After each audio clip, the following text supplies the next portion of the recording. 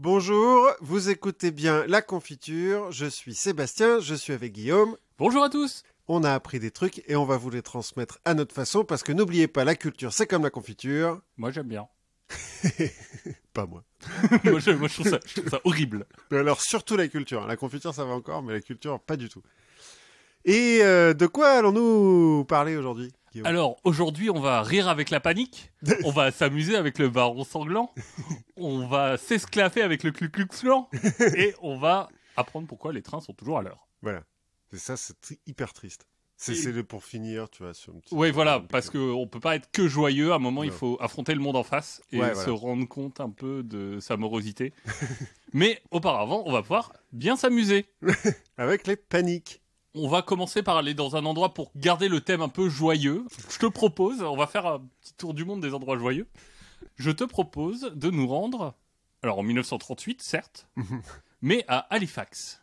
Halifax... Alors, Halifax en Angleterre, pas Halifax au Canada. Ok. Halifax en Angleterre, c'est au nord de l'Angleterre, qui a engendré des gens connus comme Ed Sheeran.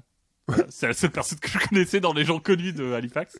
Donc un endroit riant, quoi, le nord de l'Angleterre. Et Exactement, quoi. c'est hyper riant. Si tu veux, j'ai regardé un peu les températures, parce qu'il faut faut creuser les sujets. En juin, il fait quand même 18 degrés. Hey. Ce qui tombe bien. Et en juin, donc au moment où nous on enregistre fin juin, bah, il y a eu que 9 jours de pluie. Que au mois de juin? Au mois de juin, oui. Ah ouais. Au mois de juin, il faut savoir que par exemple, là, notre histoire, elle se passe en novembre plutôt. Mhm. En novembre, il y a à peu près 16% d'ensoleillement. Voilà, C'est bien l'Angleterre. riant. Et donc, on est en novembre, 1938, le 16 novembre exactement. Et là, au commissariat d'Halifax, arrivent deux femmes, Mary Gledhill et Gertrude Watts. Et elles arrivent avec la tête ensanglantée. Ok. Les deux? Les deux. Elles se sont fait attaquer. Elles se sont fait attaquer apparemment par un homme qui portait un maillet et qui avait des boucles brillantes Des boucles d'oreilles? de chaussures. Oh. Voilà. C'est la seule description que les flics réussiront à avoir. Bon, c'est préoccupant, mais... De porter des chaussures à boucles en 1938, ouais. Oui, Que fait la Fashion Police? bah, peut-être que dans le nord de l'Angleterre, tu vois, ça brille moins quand il n'y a pas de soleil. C'est peut-être moins clinquant. 21 novembre, 5 jours plus tard, Mary Sutcliffe arrive. Elle a des blessures au bras. Mhm. Elle s'est fait attaquer, elle a des lacérations au bras. Et là, c'est la panique. Panique à Halifax. Il y a quelqu'un qui s'en prend aux femmes et qu'on va surnommer assez vite le Halifax Slasher. Ouh. Donc le Cooper de Halifax. Ouais. Alors, c'est pas la première fois. Halifax? À Halifax, 1927, il y a eu déjà le James Leonard qui a suivi et découpé les vêtements de 6 femmes dans la rue en les attaquant. Hop, il les suit, paf. C'est peut-être la Fashion Police, en fait. C'est ça, c'est lui. Il fait, non mais... Comment Alors- vous pouvez porter ce camailleux? Non. Naturellement, les soupçons se tournent vers lui, mais ça peut pas être lui, parce qu'il a un gros nez. Et alors? Bon, je sais pas, il a un gros nez, et en fait, aucun des témoins n'a dit que l'agresseur avait un gros nez. Ça, c'est une preuve... donc bon. on l'innocente. Non, mais... Normal. Ce qui n'empêche pas les gens de s'organiser. Des sortes de justiciers des temps modernes qui patrouillent dans la ville à la recherche de ce slasher, de cet agresseur. Ils sont pas très efficaces. Le 24 novembre, nouvelle attaque. Là, c'est Clayton Aspirall, qui est le premier homme à se faire attaquer par le monsieur, qui prouve que ce slasher a des goûts assez éclectiques. Il est bicurieux. Et peut-être. Il est peut-être bicurieux. Donc 24 novembre, nouvelle attaque. Et là, les choses s'emballent encore plus. Le Halifax Courier, qui est le journal local, offre une récompense. Le 25 novembre, Linda Lodge va être frappée au visage. Elle va arriver au commissariat avec le visage plein de griffures, en fait. Là, ça y est. Les citoyens s'organisent en patrouille pour quadriller le quartier. À un moment, dans une patrouille, il y a un monsieur qui s'appelle Clifford Edwards qui a l'air un peu trop diligent à aider les gens. Et donc, les gens se disent, mais dis donc, t'en sais beaucoup, toi. Comment ça se fait? Et puis, ça passe de, dis donc, t'as l'air d'en savoir beaucoup. Mais en fait, on est presque sûr que c'est toi. T'as des boucles d'oreilles sur tes... sur tes chaussures. Et ça passe de, on est presque sûr que c'est toi à, mais on va te pendre. Donc, C'est lynchage, quoi. voilà, la foule se rassemble autour de lui. La police intervient. Donc en fait, on a d'un côté la foule qui crie « gentiment Kill the Bastard. Donc, pour garder notre classement approprié aux moins de 18 ans, nous n'allons pas traduire. Et de l'autre côté, il y a une escorte policière qui se forme autour de Clifford Edwards et qui le ramène chez lui. Ça fait un peu Monty Python. Kill the witch. Exactement. 27 novembre, 2 jours après, 3 nouvelles attaques, dont une femme qui s'appelle Béatrice Sorel, un autre homme qui s'appelle Fred Baldwin. Lui, il va se faire choper par une des patrouilles. On ne sait pas trop pourquoi, mais apparemment la patrouille était ivre. Enfin, c'est le nord de l'Angleterre, hein, après tout. Tu patrouilles la nuit, je pense que c'est... C'est les années 30 en plus, bon. Voilà, la patrouille est ivre, lui, il va se faire tabasser par la patrouille. Le Halifax Slasher a l'air de prendre de plus en plus de liberté, puisqu'il commence à attaquer des gens dans les villes voisines de Bradford et de Manchester. Ouais. Donc il y a aussi des attaques qui se multiplient. Le 29, on a une des premières victimes, en fait, qui va admettre qu'il a menti, que jamais il s'est fait attaquer. Mais alors, pourquoi il avait la gueule en sang ? C'est un des hommes, en fait, il s'est infligé les blessures lui-même. Et petit à petit, en fait, tous les autres vont admettre que c'est pareil. Alors qu'il n'y a pas de lien entre les différentes victimes. Elles ne se connaissent pas. Mais petit à petit, elles vont toutes admettre, en fait, que elles se sont volontairement... La plupart sont des femmes, donc, et une victime. Elles se sont volontairement mutilées, alors légèrement, hein, pour avoir un peu d'attention, pour attirer... C'est même pas genre un type qui est tombé dans l'escalier ou genre qui s'est coincé la tronche dans la porte. Non. Et en fait, ce Halifax Slasher, finalement, n'a jamais existé. Ah, il n'y a aucune vraie victime ? Non, il n'y a aucune vraie victime. Scotland Yard a enquêté et ses conclusions, c'est que ce slasher n'a jamais existé. Et même les 2 premières ? Même les 2 premières. Et alors les 2 premières, en fait, elles se sont battues entre elles ? Alors les 2 premières, apparemment, elles ont fait ça un peu pour faire leur intéressante, pour qu'on s'intéresse à elles. Et tout s'est emballé. Enfin, il y a quand même des mecs qui ont failli passer. Oui, l'autre, il a failli se faire lyncher. Voilà, il y a un mec qui s'est fait tabasser quand même dans l'histoire. T'as une ville qui est rentrée quand même dans une sorte de psychose du serial killer avec des patrouilles dans les rues et tout ça, pour rien du tout. Donc, mais encore une fois, c'est le nord de l'Angleterre. Dans les années 30, il n'y a pas la télé, ils s'ennuient un peu, voilà, les mecs. Il y a du foot, hein, mais Halifax, je sais pas trop. C'était ma première histoire de panique, le Halifax Slasher. On va avancer un peu dans le temps. On va aller dans les années 80. On va aller aux États-Unis. Et les années 80 aux États-Unis, c'est cool. C'est cool parce qu'il y a un contexte tout autour de notre histoire qui va favoriser un peu le développement de notre histoire. C'est-à-dire que dans les années 60-70, on va avoir toute une montée médiatique de l'occultisme. Ouais.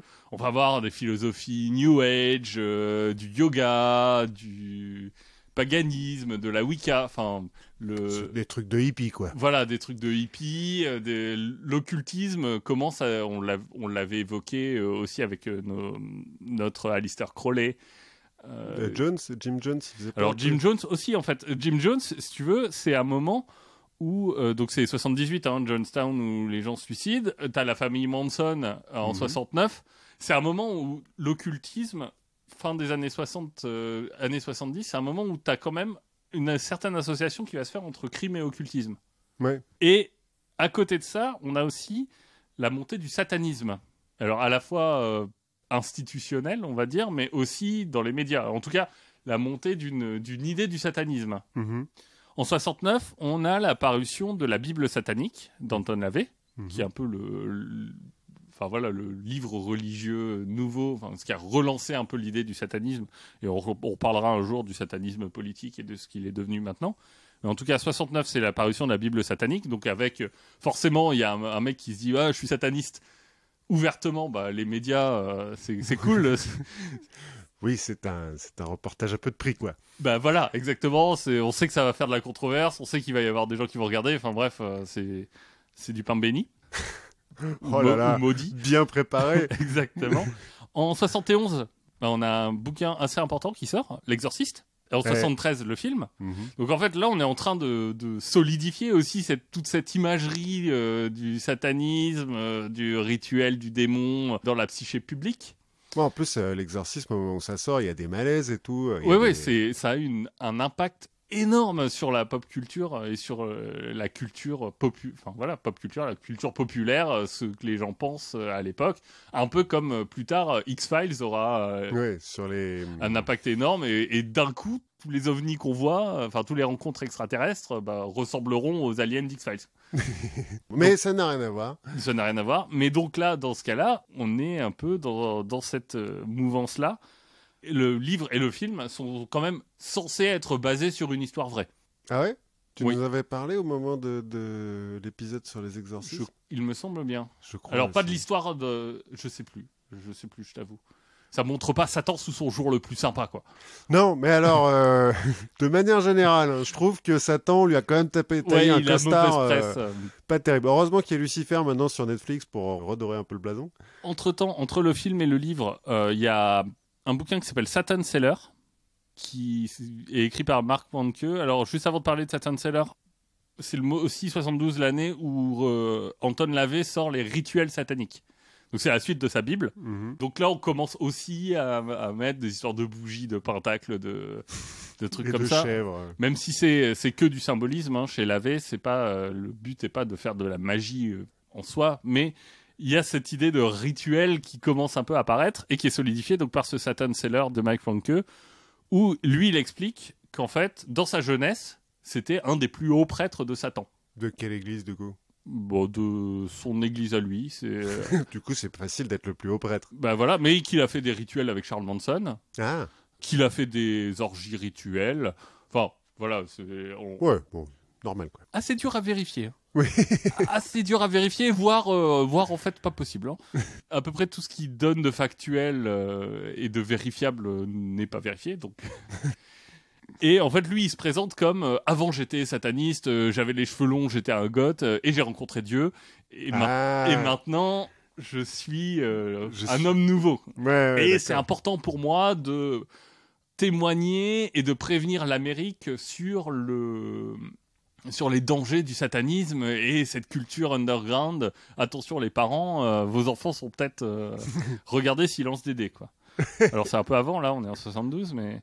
Et en fait, dans ces années 70, on va avoir un peu cette mode des anciens satanistes, Mhm. entre guillemets, qui témoignent. Des gens qui vont en fait aller révéler des choses sur ce qui se passe vraiment dans les cercles underground. C'est le moment aussi où éclot une personnalité un peu connue sur Internet qui s'appelle Jack Chick.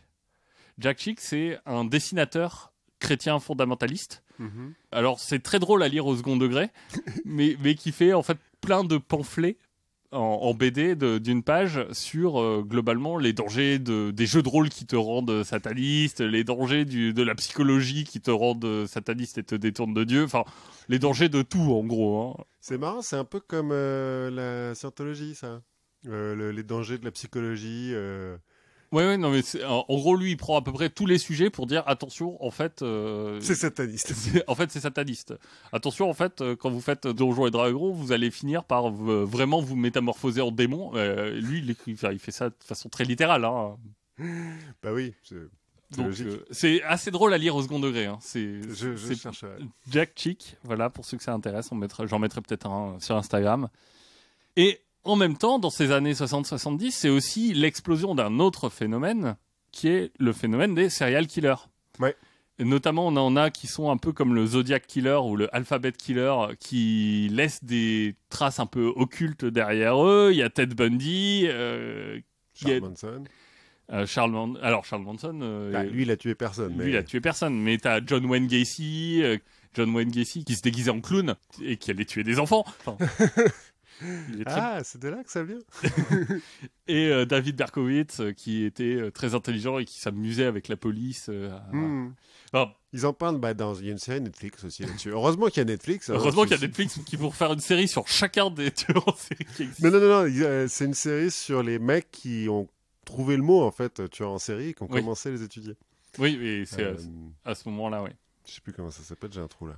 Donc voilà, on a un contexte qui est assez sympa à ce moment-là aux États-Unis.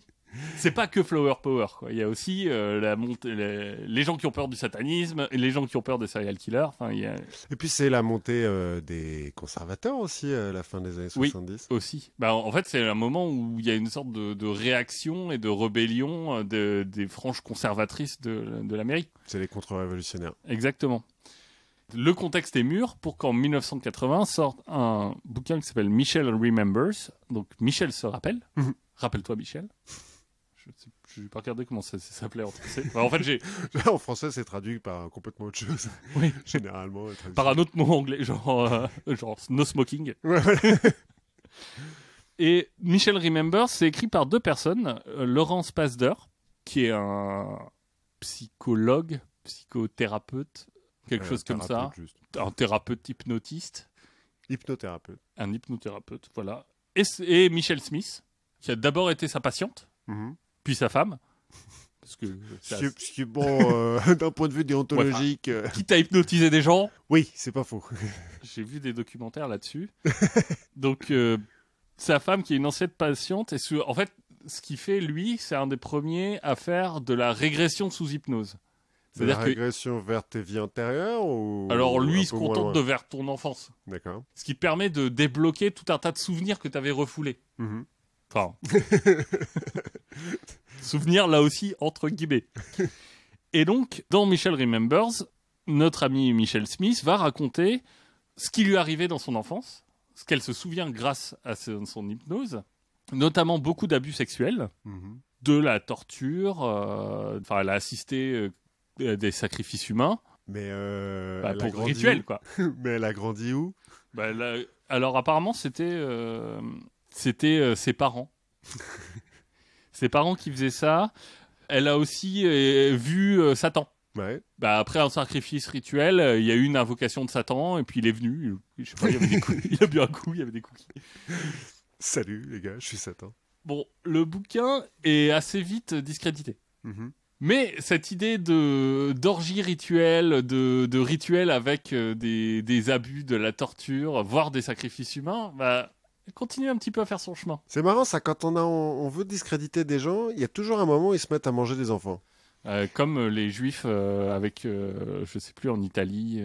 Ouais, mais les chrétiens à Rome au tout début, à chaque fois il y a de ça. Là, on commence à être assez mûr pour que, en 1980, à Bakersfield, on est des enfants qui viennent raconter aux services sociaux qu'ils ont subi des attouchements sexuels dans un cadre rituel, un cadre occulte. Donc les gens prennent ça un peu au sérieux. Mais au fur et à mesure où on parle aux enfants, on se rend compte que les témoignages, ils commencent à devenir un peu étranges. Ils racontent avoir été suspendus au plafond par des crochets. Ce qui laisse des traces, généralement. Voilà. On leur fait, bien sûr, quand il y a des sacrifices humains, on leur fait boire du sang. Ouais. Et en fait, ça va amener à une vraie enquête, tout ça. Et entre 84 et 86, on va mettre 26 personnes en prison. C'est un peu ou trop, quoi. C'est un peu ou trop, en fait. Sur la foi de ce que disent ces enfants, on va mettre... Alors, il y a un côté très sain à croire les enfants de prime abord. Mais bon... Mais il faut vérifier un peu. Mais il faut vérifier un peu. Donc là, 26 personnes en prison qui seront toutes relâchées. On a quand même une personne qui va passer 20 ans sur les 40 ans de sa peine en tôle, grâce à ça. Les parents des premiers enfants qui ont témoigné, ils vont passer 12 ans. Ah, parce qu'en plus, comme Outreau, ils ont témoigné contre leurs propres parents. Voilà. 12 ans. Bon, l'autre a fait 50% de sa peine. Eux, ils ont fait moins. De 12 ans, ils ont été condamnés pour les abus sexuels à 240 ans de prison chacun. Ils s'en sortent bien. Oui, ça va. 5% de ta peine. Bon. Ça va, c'est cool. Ça va. Et c'est une des premières fois où on va se rendre compte que tous ces témoignages ont été faits sous la pression en fait des thérapeutes, avec encore cette question de régression hypnotique. Et en fait, la régression hypnotique, on commence à se dire, c'est peut-être pas très très fiable comme. Dites donc. Quand vous avez publié votre article scientifique sur la régression hypnotique. Ouais, il n'y a pas vraiment eu d'article scientifique. C'est plutôt, on vend plutôt des journaux de bien-être et des bouquins de développement personnel. Ça rapporte plus.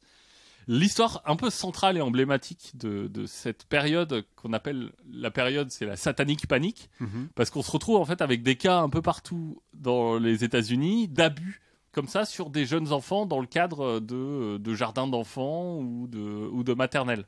Mais d'abus vérifiés ou de gamins qui se plaignent? D'histoires d'abus, et la plupart du temps, bon. Là, par exemple, en 83, c'est l'histoire de la maternelle McMartin. Et ça commence par un parent qui va, après avoir discuté avec son enfant, va accuser un employé de la maternelle d'abus sexuels. Mhm. Elle va accuser à la fois son ex-mari et un professeur d'avoir sodomisé son fils. Ouais. Ne faites pas ça chez vous. Non.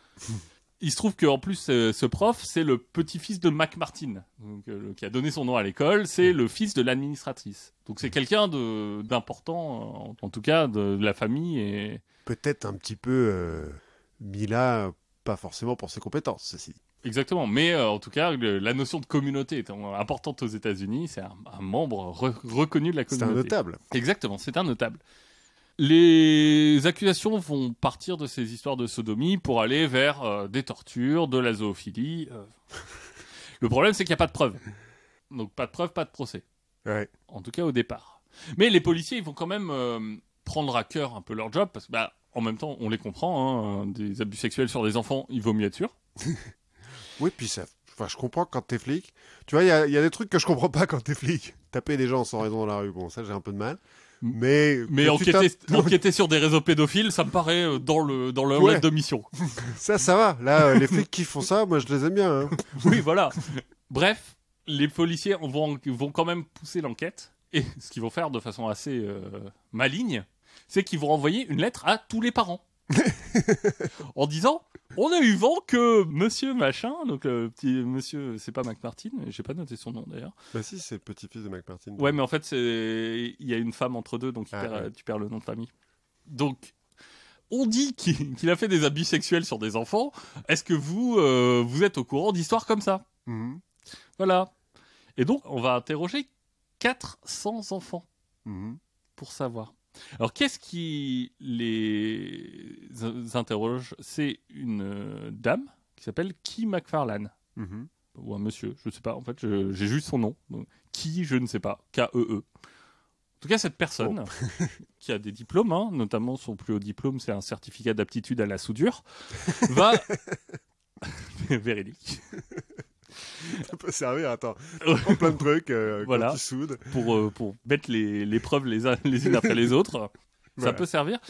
C'est notamment là où on va avoir l'introduction des poupées anatomiques. Mhm.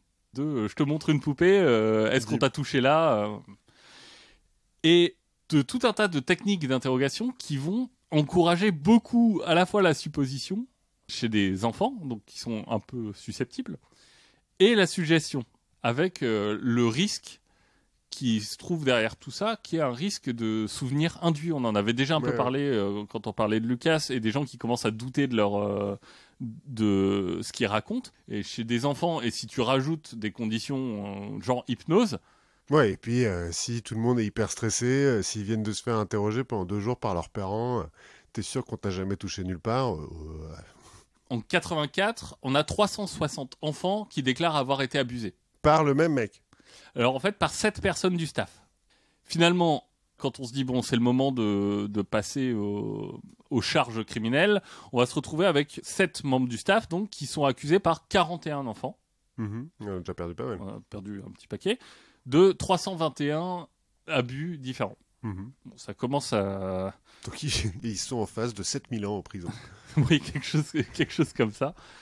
Le problème, c'est que là aussi, les témoignages vont commencer à être un petit peu bizarres. Dans le sens où tu as des enfants qui disent on a été emmenés dans des salles rituelles, dans des tunnels secrets.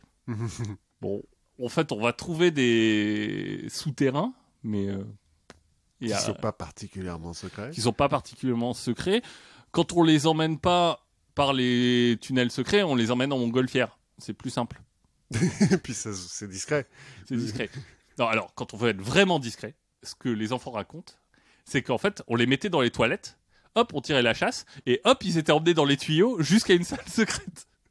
Comme Charlie à la chocolaterie. Exactement. Par exemple, sur des photos où on lui demande alors, est-ce que tu peux reconnaître qui t'a abusé? Il y a un enfant qui va reconnaître Chuck Norris comme un des abuseurs. Bon. Alors Chuck Norris n'était pas là, n'était pas présent au niveau.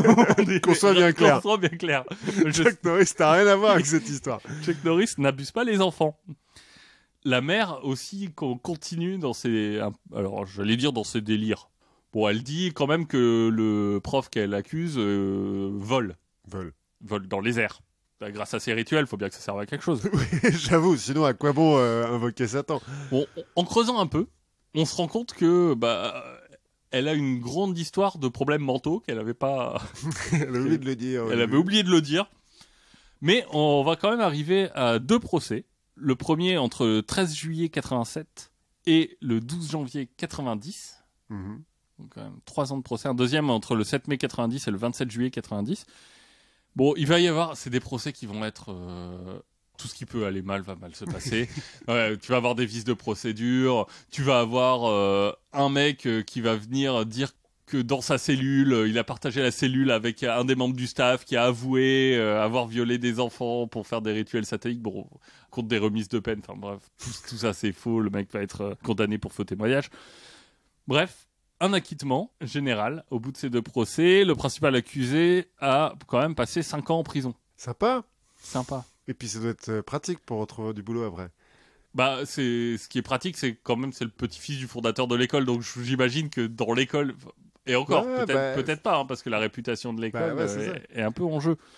15 millions de dollars quand même, le coût de l'affaire, 7 ans de procédure. C'est le cas criminel des États-Unis le plus long et le plus cher. Ah ouais. Plus que...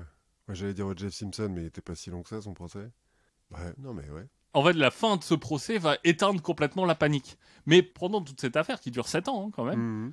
on va avoir plein d'autres cas. Alors, c'est compliqué parce qu'en fait, il y a des cas où tu te dis peut-être que c'est vrai, peut-être que ça l'est pas. Mais... Ouais, c'est ça, c'est qu'il y a des arbres qui cachent la forêt ou... Exactement. Et t'as le cas, par exemple, en Floride, de Frank Fuster, qui va prendre 165 ans de prison sur des preuves qui sont assez discutables. Mhm. Alors bon, lui, lui c'est un cas qui est un peu limite. On sait... En fait, c'est le genre de cas où tu regardes un documentaire et à la fin tu fais ah ben j'en ai aucune idée. Heureusement que je n'étais pas juré. Tu vois, la famille Amiro qui va être condamnée uniquement sur des témoignages, sans aucune preuve, et ils vont finir par être libérés, mais la mère a passé 8 ans en prison, le père 18 ans. Une autre affaire qui est assez intéressante, c'est les 3 de West Memphis. Alors les West Memphis 3. Mhm. Et en fait, c'est 3 ados qui vont être condamnés pour le meurtre assez horrible, avec des aspects un peu rituels, de 3 enfants. Mhm. Et en fait, il n'y a aucune preuve. Mais alors pourquoi on les a arrêtés eux? Parce que c'est des goths. C'est des goths, en fait, c'est juste du on-dit, juste de la rumeur. Et un procès de sale gueule, quoi. Et juste un procès de sale gueule. En plus, eux, ils sont dans leur période rebelle ado goth, donc ils disent on est plus intelligent que tout le monde. Je parle pas à la police, de toute façon, vous êtes tous des cons. Ouais, non, alors je parle pas à la police. Ça peut être un bon conseil, mais je parle pas au tribunal pendant mon procès. Ils vont être arrêtés en 93. Ils sont quand même disculpés par des preuves ADN en 2010. Ils vont passer 17 piges en tôle? Sur du on-dit. Parce qu'ils étaient habillés en noir et qu'ils avaient les cheveux longs? Exactement. Eh ben... Ah, mais Memphis en même temps. Tout ça, en fait, c'est tout cet emballement qui s'est passé, en fait, ça vient d'un contexte global et de gens qui se sont dit, mais en fait, oui, il y a un problème, il n'y a pas de fumée sans feu, c'est pas possible, Ouais. on en entend parler partout. Et puis c'est Satan, quoi. Et puis c'est Satan. Non, mais c'est comme le tueur d'Halifax. Mhm. C'est Satan et c'est... Ouais, il n'y a pas de fumée sans feu, je pense que c'est surtout ça le truc. Où il y a des gens rationnels qui se disent, mais attends, il n'y a pas de fumée sans feu, ça peut pas sortir de nulle part, donc il doit se passer quelque chose, donc je vais enquêter moi-même. Exactement. Et on peut aller même un tout petit peu plus loin. Une autre histoire que je voulais raconter. Une histoire qui se passe... Alors là, on revient en France. Notre belle France. La Dordogne. Haute-Fée, près de Nontron. Je connais pas très bien la Dordogne. Je crois que j'y suis allé une fois, que c'est très joli, mais à part ça... Donc on est à Haute-Fée. Et on est le 16 août 1870. Mhm. Alors là aussi, le contexte n'est pas hyper cool. Hein. Donc il fait meilleur en Dordogne qu'à Halifax, hein, a priori. Alors, il fait meilleur, mais c'est peut-être pas si bien que ça. Parce qu'en fait, il fait particulièrement chaud cette année-là. Mhm. Il fait particulièrement chaud, donc il y a une grosse sécheresse. Et les récoltes sont désastreuses. Donc tout le monde est un peu à cran. En plus, 16 août 1870, on est à un moment où la France est pas au top de sa forme. Non. C'est-à-dire que la France a déclaré la guerre à la Prusse le 19 juillet, donc pour des histoires de succession à la couronne d'Espagne. Logique. Parce que la France voulait pas se retrouver encerclée par une réminiscence des Habsbourg. Enfin bref. Logique. Ils sont rentrés droit dans le piège de Bismarck, là-dedans. On en parlera un jour de Bismarck. Sûrement. Et force est de constater qu'au bout d'un mois de guerre, ça se passe pas hyper bien. On se fait un peu rouler dessus. Voilà, parce qu'en fait, l'armée française, elle est juste pas prête, elle est juste complètement dépassée en termes de modernité, d'armes et tout ça. Mais dans l'esprit collectif, non, la France, c'est la France. Donc c'est pas possible qu'on perde, on va pas perdre juste parce que notre armée est moins bonne. T'as encore dans la psyché collective cette histoire de si on perd, c'est qu'il doit y avoir un truc pas net qui se passe. Mm-hmm. Est-ce qu'il y a des traîtres? Est-ce qu'il y a des espions? Donc il y a tout ce contexte un peu paranoïaque qui va se passer. Et là, donc le 16 août 1870, c'est le jour de la foire aux bestiaux à Hautefait. Il fait très beau, il fait chaud, on est entre potes, on boit. Oui, c'est la foire aux bestiaux, quoi. C'est comme le salon de l'agriculture. Hein, exactement. Et on a un jeune homme qui va être central dans cette histoire, qui est un petit noble local qui s'appelle Alain de Monès, qui va se rendre à la foire aux bestiaux. Alors juste avant, il y a déjà eu un petit problème avec son cousin, parce qu'il y a eu une dispute en fait entre son cousin et un peu les gens du village, de la foule. Son cousin qui s'appelle Camille Maillard. Pourquoi ? Parce qu'ils ont commencé à discuter ensemble. Voilà, il fait chaud, on picole et on parle politique. Et on parle histoire. Et on parle par exemple de la bataille de Reichshoffen, où les Français se sont fait un peu défoncer. Et notre ami Maillard, il va dire l'empereur est foutu. Et on l'entendrait dire vive la République. Bon, les esprits commencent à s'échauffer. Typique, hein. C'est normal, foire aux bestiaux. Foire aux bestiaux, il fait chaud, on parle politique, on n'est pas d'accord, ça s'échauffe, et notre ami Maillard prend la fuite. Mm-hmm. Donc quand notre héros, on va dire, de l'histoire arrive à Hautefait, il arrive devant une foule de paysans qui est en train de chercher un peu partout dans le village. Et avec leur bâton, et il y en a un qui s'appelle Bretenou, qu'on appelle le Mexicain.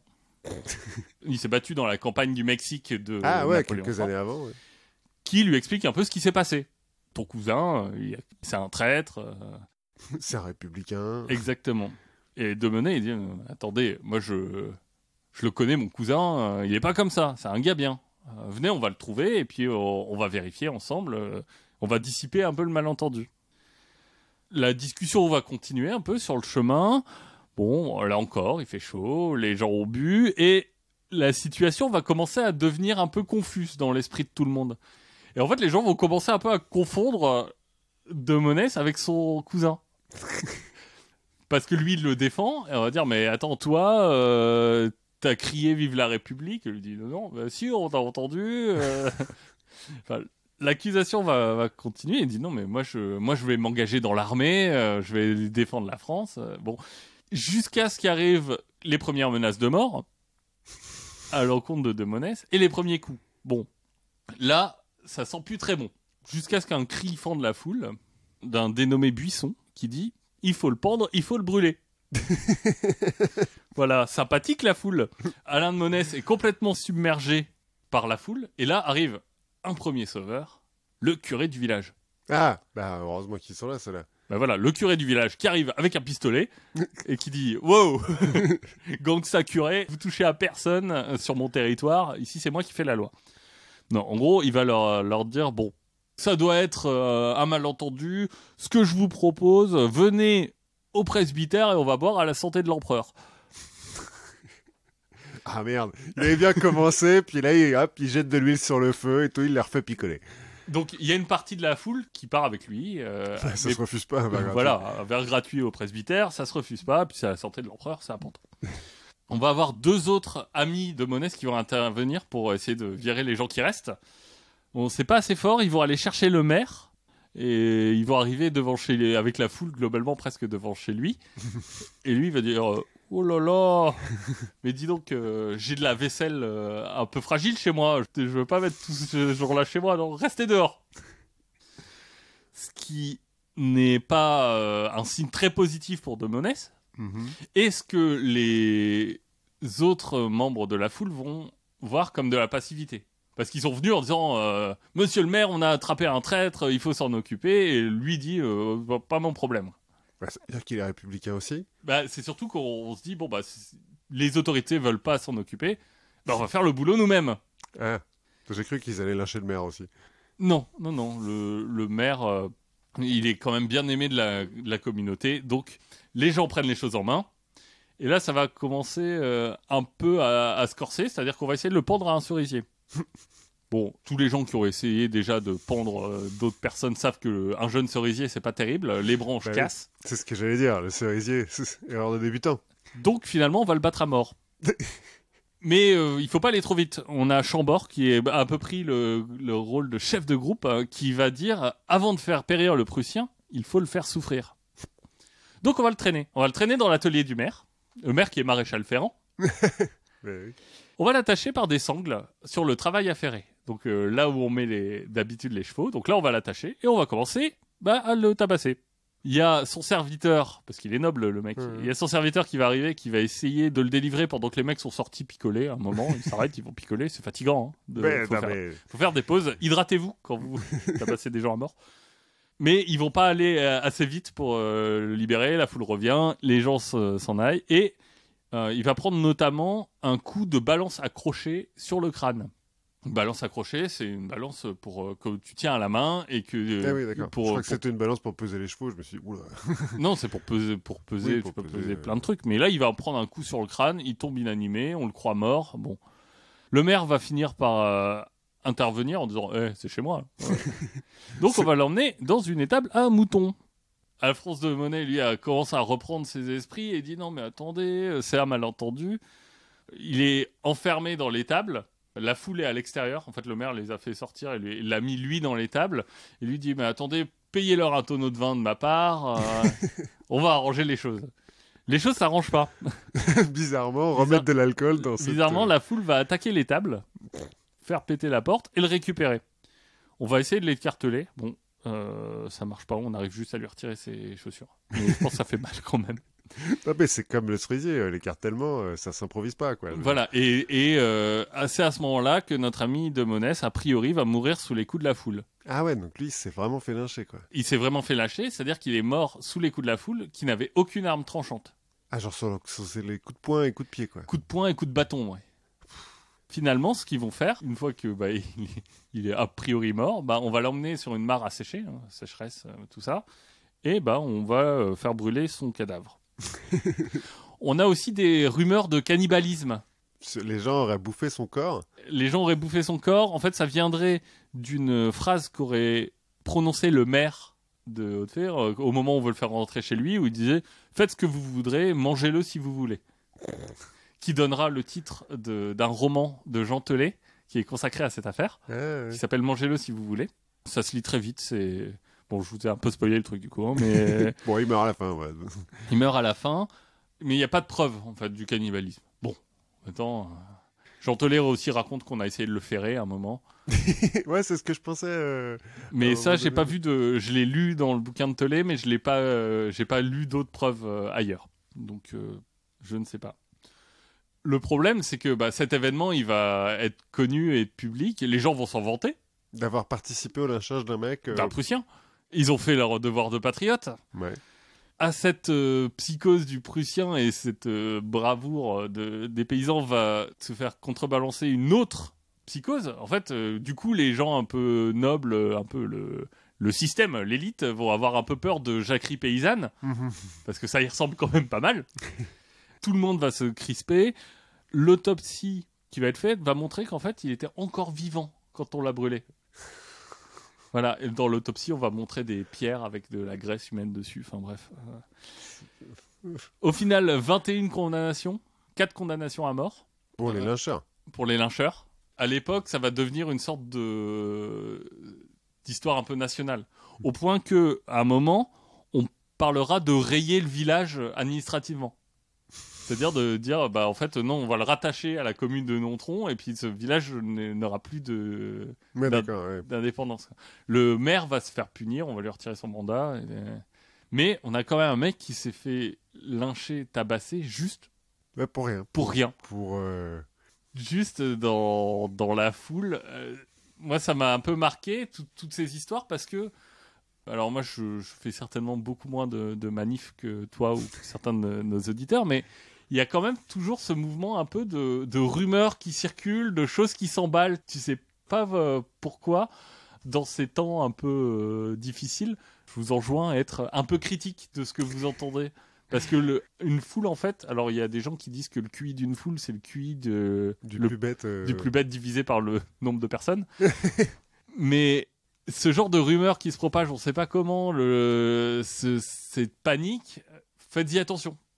Le fait est que, en manif, moi, je ne l'ai pas trop vu, ça. J'ai vu des mecs s'échauffer alors qu'ils n'avaient rien fait. Juste, ils ont senti un petit peu de gaz lacrymo et tout de suite, ouais, c'est le fascisme et tout, il faut aller libérer la France du fascisme, et ils tapent tous les mecs qui sont en bleu autour d'eux. Mais je pense qu'à la base, ils avaient envie de taper des gens, tu vois. C'est peut-être pas venu pour ça, mais bon. C'était sur la liste. Voilà.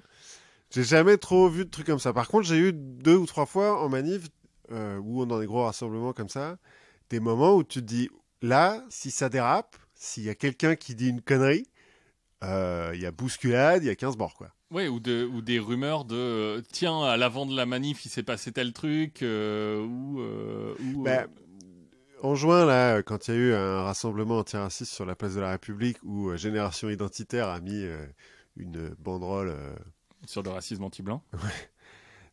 Bon, les gros débiles, ils sont là-haut avec leur banderole, ils sont contents de leur petit truc. En bas, t'as des milliers de personnes qui leur gueulent dessus. Et puis, t'as des types qui sont montés. Notamment un mec qui a escaladé la façade. Oui, j'ai vu la vidéo.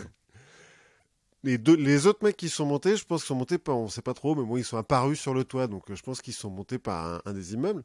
Ils sont en train de s'embrouiller, et celui qui monte la façade passe derrière Génération Identitaire pour aller couper la banderole. Et là, en fait, dans la foule, moi et les gens avec qui j'étais, on se dit, mais attends, s'il y en a un qui tombe, de quel que soit le côté, hein, c'est une émeute.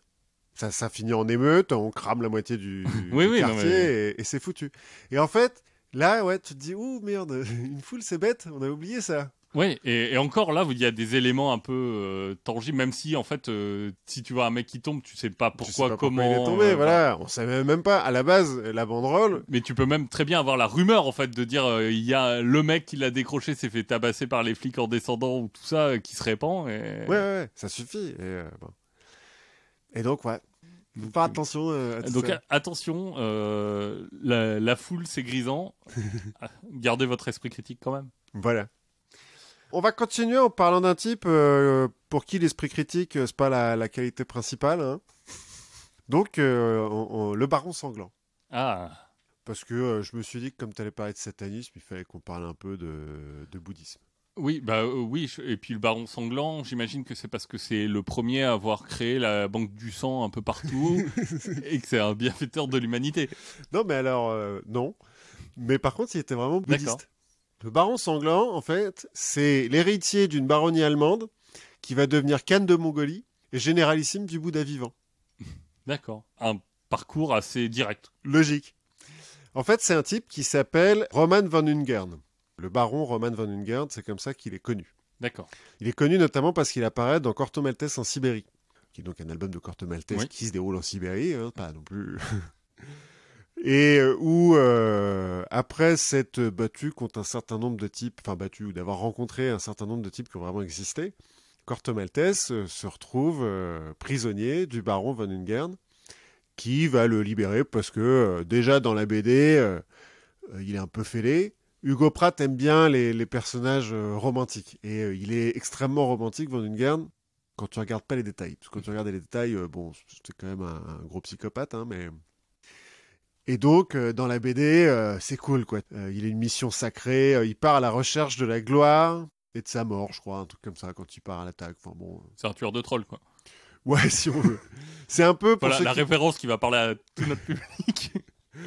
Pour ceux qui connaissent Corto Maltese, c'est un petit peu Rasputin en noble. D'accord. Le vrai, en fait, c'est un peu Rasputin en noble. Parce que le vrai, il est complètement jeté. Son vrai Et nom... lui aussi, là, sa bite qui avait... Non, pas Rasputin, le Rasputin de Corto Maltese, pas le d'accord. Rasputin Pas celui historique. qui a sa bite dans du formol. Non, pas le Rasputin historique. Rasputin, dans Corto Maltese, son meilleur pote. Bon, le vrai nom du baron, c'est Nikolai Robert Maximilian von Ungern-Sternberg. C'est chiant à écrire sur tes copies. C'est un peu long.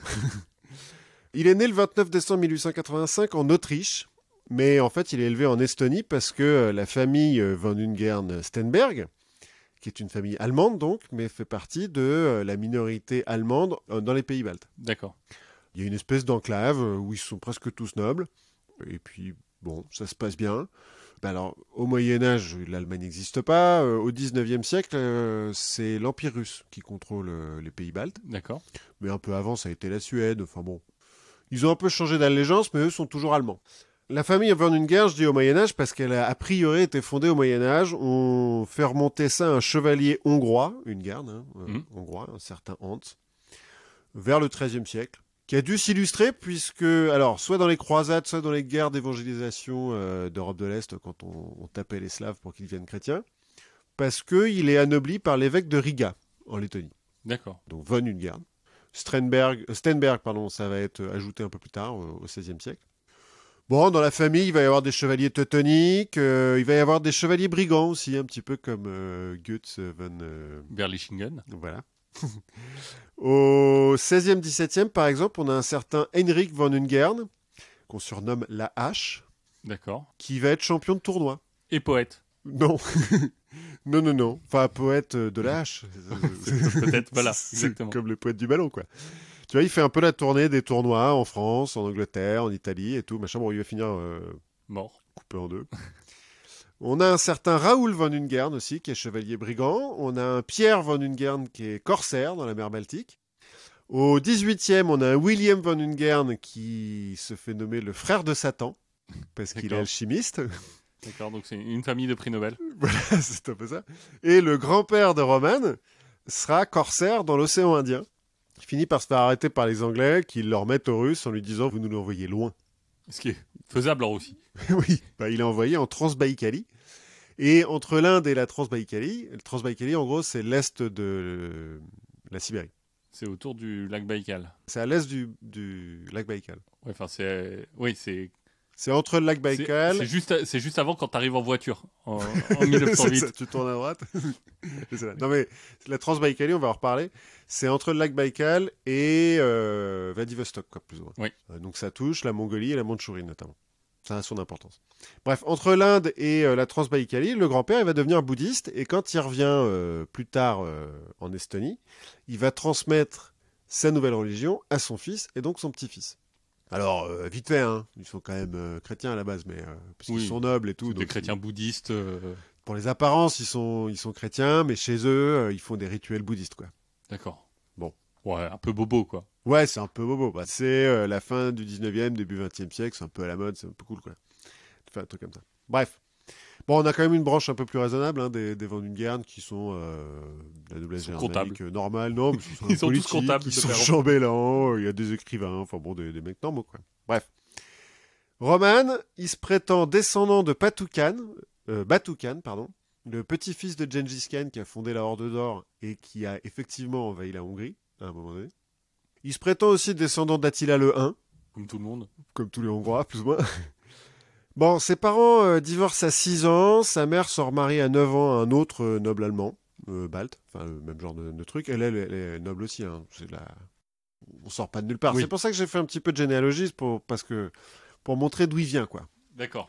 Donc il a des ascendants un petit peu fêlés, mais... Et puis il fallait que tu remontes le plus loin possible. Ouais, j'ai pas réussi à remonter jusqu'au néolithique, mais j'ai quand même réussi à faire Attila le Hun, quoi. C'est pas mal. C'est pas mal. Bon. Tout ça pour dire qu'il a une enfance assez privilégiée, hein. Il vit dans des châteaux et tout, tranquille, quoi. Il parle d'ailleurs allemand, français, anglais, russe et estonien. Bon, il va dans un lycée privé. Je pense que quand tu parles allemand et russe, l'estonien, ça doit venir assez vite. Ouais, c'est possible. Enfin, peut-être, je suppose. Oui. Il va aller dans un lycée privé qui sera le même lycée qu'Alfred Rosenberg, le théoricien nazi. D'accord. Parce qu'il faut y voir des liens. Pas forcément, ils n'ont pas le même âge. Hein. Rosenberg a 10 ans de moins. Bon, alors le Mais problème... tu sais, les nazis, ils sont pas très rapides à l'école. Hein. C'est pas faux. Non, mais on va voir que Van Ungern, là, il va inspirer un petit peu des gens. Bref, à l'école, ça se passe pas très bien parce qu'il est dissipé. Et puis surtout, c'est le plus féroce des bullies. Enfin, c'est une brute, quoi. C'est une brute épaisse. Et il semblerait qu'il aime beaucoup torturer ses camarades et les animaux. Bon signe. Bon signe. À 12 ans, par exemple, il étrangle à mort la chouette de son cousin. Juste comme ça. Bon signe. Oui. Bon, son cousin, il a une chouette comme animal de compagnie. C'est un peu chelou, mais pourquoi pas. Peut-être qu'il était fan d'Harry Potter. Exactement, c'est ce que j'allais dire. Bah voilà, Van Ungern, il a pas aimé, donc il a buté la chouette. C'est ouais, généralement assez bon signe. Ça doit pas être facile en plus d'étrangler une chouette. Mais surtout que c'est costaud une chouette un peu. Enfin, ça dépend peut-être des Ça chouettes. dépend de la taille du modèle de la chouette, quoi. Mais en plus, ça doit avoir. Enfin, pour arriver au cou, tu dois avoir plein de plumes. Enfin, j'en ai aucune idée en fait. Moi non plus, j'ai jamais essayé, je t'avoue. Je me suis jamais posé la question. Je pense que c'est bon signe. En tout cas, oui, généralement, quand t'as 12 ans, t'étrangles des chouettes, ça se passe bien pour toi après. Bref. Non, mais je pense que c'est bon signe pour nous aussi, qu'on se soit jamais posé la question. Oui, aussi. À 18 ans, il rentre à l'école militaire de Saint-Pétersbourg et il va en sortir en 1905, lieutenant de marine. Et donc 1905, c'est la guerre russo-japonaise. Il est envoyé au front en Sibérie, sauf qu'il arrive un peu tard. Là, faut traverser. Bah, c'est long, ouais, c'est quand même un peu loin. Puis il est lieutenant de marine, mais en pratique, tu vas pas en bateau, quoi. Non. En Sibérie. Donc, voilà. Enfin, peut-être qu'il a essayé, c'est pour ça qu'il arrive à la bourre, mais... Toujours est-il, il va pas beaucoup se battre, mais il va quand même choper une médaille, parce que, bon, il a fait le chemin. Et il est noble. Il est noble, c'est quand même, puis il est lieutenant, donc voilà, hein, quand même. Donc, 1906, retour à Saint-Pétersbourg, retour à l'école militaire, parce que 2 ans, c'était quand même un peu rapide. Puis, il s'est rendu compte que la marine, ça lui plaisait pas trop. En fait, en Sibérie, il a quand même rencontré des Cosaques, hein, c'est normal, Oui. dans l'armée russe, il y a beaucoup de Cosaques. Et puis, des peuples de Sibérie, notamment les Bouriates, D'accord. qui est un peuple à cheval entre la Mongolie et la Russie. À cheval parce qu'ils sont nomades. Alors oui, aussi, mais qui sont en fait d'ascendance mongole, mais qui vivent en Russie. D'accord. Parce que à un moment donné, où on a mis une frontière. Je pense que les mecs savent pas ce que ça veut dire une frontière. Puis de toute façon, dans la steppe, Oui, c'est des esprits libres. bon, puis c'est la steppe, quoi. Tu vois, t'as pas des mecs qui se sont amusés à poser des piquets. Oui, c'est ça. Je pense que t'as pas un garde-frontière tous les 10 mètres. Pas à l'époque, en tout cas. J'en doute. Bref, en tout cas, il trouve que c'est vachement mieux que la marine, donc il retourne à l'école militaire, Roman von Ungern, mais dans l'armée de terre pour devenir lieutenant de cavalerie. C'est mieux. Et donc, on est en 1906, là, il va se repassionner pour le bouddhisme, parce que, bon, bah voilà, il a 21 ans, c'est le moment où tu fais tes expériences, quoi. C'est ça. Donc, il se passionne pour le Il bouddhisme. est Bouddha curieux, lui. Voilà. Le bouddhisme, en particulier le bouddhisme tantrique Vajrayana. Bah, quand t'as 21 ans, tu vas aller vers le bouddhisme tantrique, j'imagine. Alors, attention. Attention. Le bouddhisme tantrique, ça veut pas forcément dire faire des trucs sexuels bizarres. D'accord. Le tantrisme, C'est juste un bonus, quoi. Les trucs sexuels bizarres, c'est un bonus si tu veux, effectivement. Le tantrisme, à la base, c'est une façon de respirer, de méditer. Bon, ça n'a rien à voir avec le cul, en vrai. Bon, et le bouddhisme Vajrayana, c'est le véhicule adamantin, D'accord. si tu veux tout savoir. Le petit véhicule adamantin ou le grand véhicule adamantin? Bah, ne pas confondre avec le grand véhicule qui est le bouddhiste Mahayana. D'accord. Bon, en gros, Donc c'est le petit véhicule, celui-là. Non, je crois que c'est un truc à part. D'accord. C'est encore. Ouais, il y en a beaucoup, hein, des véhicules dans le bouddhisme, quand même. Bah, ça doit finir par faire des bouchons. Ouais, bah, ouais, grave. Non, c'est le bouddhisme un peu occulte. tu D'accord. vois, avec plus Ah, de... le dark bouddhisme. Non, mais occulte, mystique, on va dire. Oui, d'accord. Avec plus de Rituel, méditation, ouais, de esprit. prophétie, voilà, d'esprit, des trucs comme ça. Il va se passionner aussi pour l'occultisme, pour les peuples des steppes, donc je l'ai dit, les Cosaques, les Bouriates et les Mongols, et puis pour l'alcool. Parce qu'à 20 ans, ouais, c'est ce qu'on fait, quoi. Parce qu'à 20 ans en Sibérie, il y a un moment. Ah où non, il est à Saint-Pétersbourg, là, Ah il est à oui. l'école militaire. Mais bon, ouais, c'est pareil, t'es à l'école militaire en Sibérie, ouais, à Saint-Pétersbourg, ouais, tu bois de l'alcool, quoi. Puis il est russe, quand même. Enfin, non, il est allemand. Bon, enfin, bref, c'est pareil. Toujours est-il, en 1908, il est officier de cavalerie, et quand on lui demande où est-ce qu'il veut être affecté, il dit, bah, en Sibérie, moi, je veux retourner voir les Cosaques et les Bouriates. Et là, on lui dit cool, parce qu'on n'en a pas beaucoup des gens qui. Ça tombe bien, généralement, les mecs qui veulent pas y aller. Donc, on l'envoie en Transbaïkalie, comme son grand-père. Alors, pour garder la frontière, pour faire présence, hein. À l'époque, il n'y a pas de guerre, mais Oui. bon, voilà. Et pendant qu'il est là-bas, donc en garnison, il va fonder un ordre armé bouddhiste pour servir le tsar et combattre la révolution. Parce qu'il y a déjà une révolution en 1905 hein, quand même Oui. en Russie. Et puis les bolcheviks qui sont apparus du jour au lendemain. Ça commence à sentir un petit peu la... Ça sent la collectivisation, ça. Enfin en tout cas le tsar, il sent qu'il commence à trembler un petit peu du fessier. Donc Roman qui est un monarchiste convaincu, enfin même jusqu'au boutiste. Hein, Ça aide d'être noble. Hein. Voilà, c'est ça, il est noble. Donc voilà. Il veut défendre le tsar, il veut défendre la monarchie. Il veut même rétablir le pouvoir du tsar d'avant la révolution de 1905, parce qu'après, il a quand même donné un petit peu des gages. Voilà, il y a un parlement et tout, un truc comme ça. Donc il crée son ordre avec des Cosaques, des Bouriates, des Mongols. Ordre dans lequel les soldats doivent faire vœu de célibat, mais doivent aussi faire vœu de l'usage illimité de l'alcool, du hashish et de l'opium pour dépasser les limites physiques de l'individualité humaine. Selon les mots... c'est une façon de voir les choses. De Von Ungarn. Bon, après, au combat, il faut faire attention. Pas effet secondaire de ce truc-là, c'est que lui, donc, célibat et usage illimité. Du coup, il est souvent bourré. Du coup, il se bat un peu contre n'importe qui. Parce qu'en plus, il torture des animaux, tout ça. Il a un petit peu le sang chaud, quoi. Il va finir par se battre avec un officier qui va lui filer un coup d'épée dans le front. Il va se retrouver avec une énorme cicatrice sur le front qu'il a proéminent, paraît-il. D'accord. On verra sur une photo, effectivement. Effectivement, du coup, ça doit consolider sa légende. Mais ouais, ça lui file une cicatrice un peu cool sur le front. Mais bon, ça se passe un petit peu moins bien avec ses supérieurs, quoi. Bref, en 1913, il est relevé de ses fonctions. Enfin, on le met dans la réserve. Il dit pas de problème. De toute façon, j'ai un peu envie de voir du pays. Il va partir seul avec son cheval, un faucon et un chien vers la Mongolie. Bon, là, c'est peut-être un peu légendaire. On n'est pas tout à fait sûr qu'il soit parti tout seul. C'est le bon moment de partir de l'armée en 1913. Oui, ça, vous pouvez pas le savoir. Oui, mais donc ça, c'est début 1913. Parce qu'en fait, on le retrouve vers la fin de l'année 1913, en Mongolie, donc, parce qu'il se fait engager dans la garde du consulat russe de la ville de Kobdo, en Mongolie. Il se trouve que à ce moment-là, en Mongolie, on en reparlera un petit peu plus tard, il y a un peu une guerre civile, plus ou moins.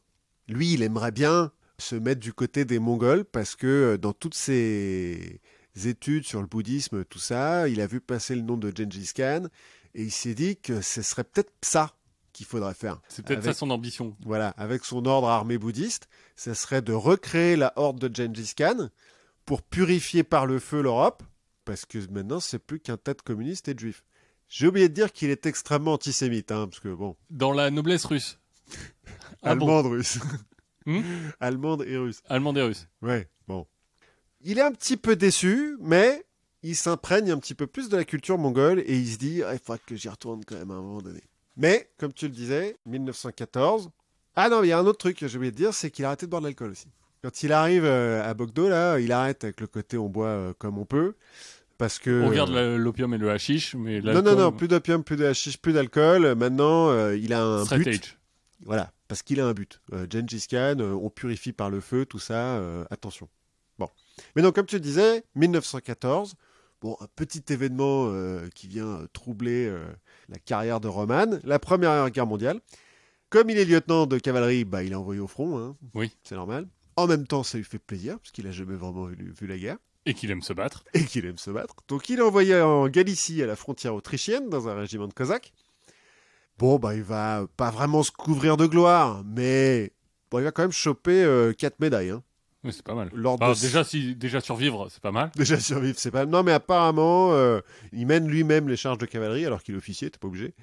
Il va se faire blesser un certain nombre de fois. Il va choper donc 4 médailles, l'ordre de Saint-Georges, l'ordre de Saint-Vladimir, de Saint-Anna et de Saint-Stanislas. D'accord. Beaucoup d'ordres saints. Oui, c'est dans l'Empire russe, quoi. Bon, le problème, c'est que ses supérieurs disent qu'il est indiscipliné, qu'en gros, il n'est pas capable de suivre un ordre. Comme il est courageux et que généralement, pas suivre un ordre, ça veut dire foncer sur les ennemis et les buter, ça va. Mais... Dans ces cas-là, si tu regardes tous les films militaires et tout ça, pas suivre un ordre, ça veut dire qu'en fait, il faut te promouvoir. Oui, c'est ça. Bon, il va être promu, déjà, petit à petit. Que quand tu promues quelqu'un, après, c'est plus ton problème. Et que, finalement, quand tu sais pas suivre les ordres, on se dit, t'as qu'à en donner. Il en donne, enfin. Donc, il arrive lieutenant, il va être un peu promu quand même. Autre problème, il va replonger dans l'alcool. Bon, il est au front, on peut comprendre. Oui. Du coup, il va se battre avec un autre officier en octobre 1916. Et non, là, ça le fait pas. Hein. Pendant la guerre, t'as pas le droit de te battre avec des officiers, donc tribunal militaire, prison. 2 mois de prison. On est gentil. Oui, parce qu'il faut y retourner après. Ouais, c'est ça. Bon, il est libéré en janvier 1917, donc. Il est transféré sur le front du Caucase pour se battre contre les Ottomans.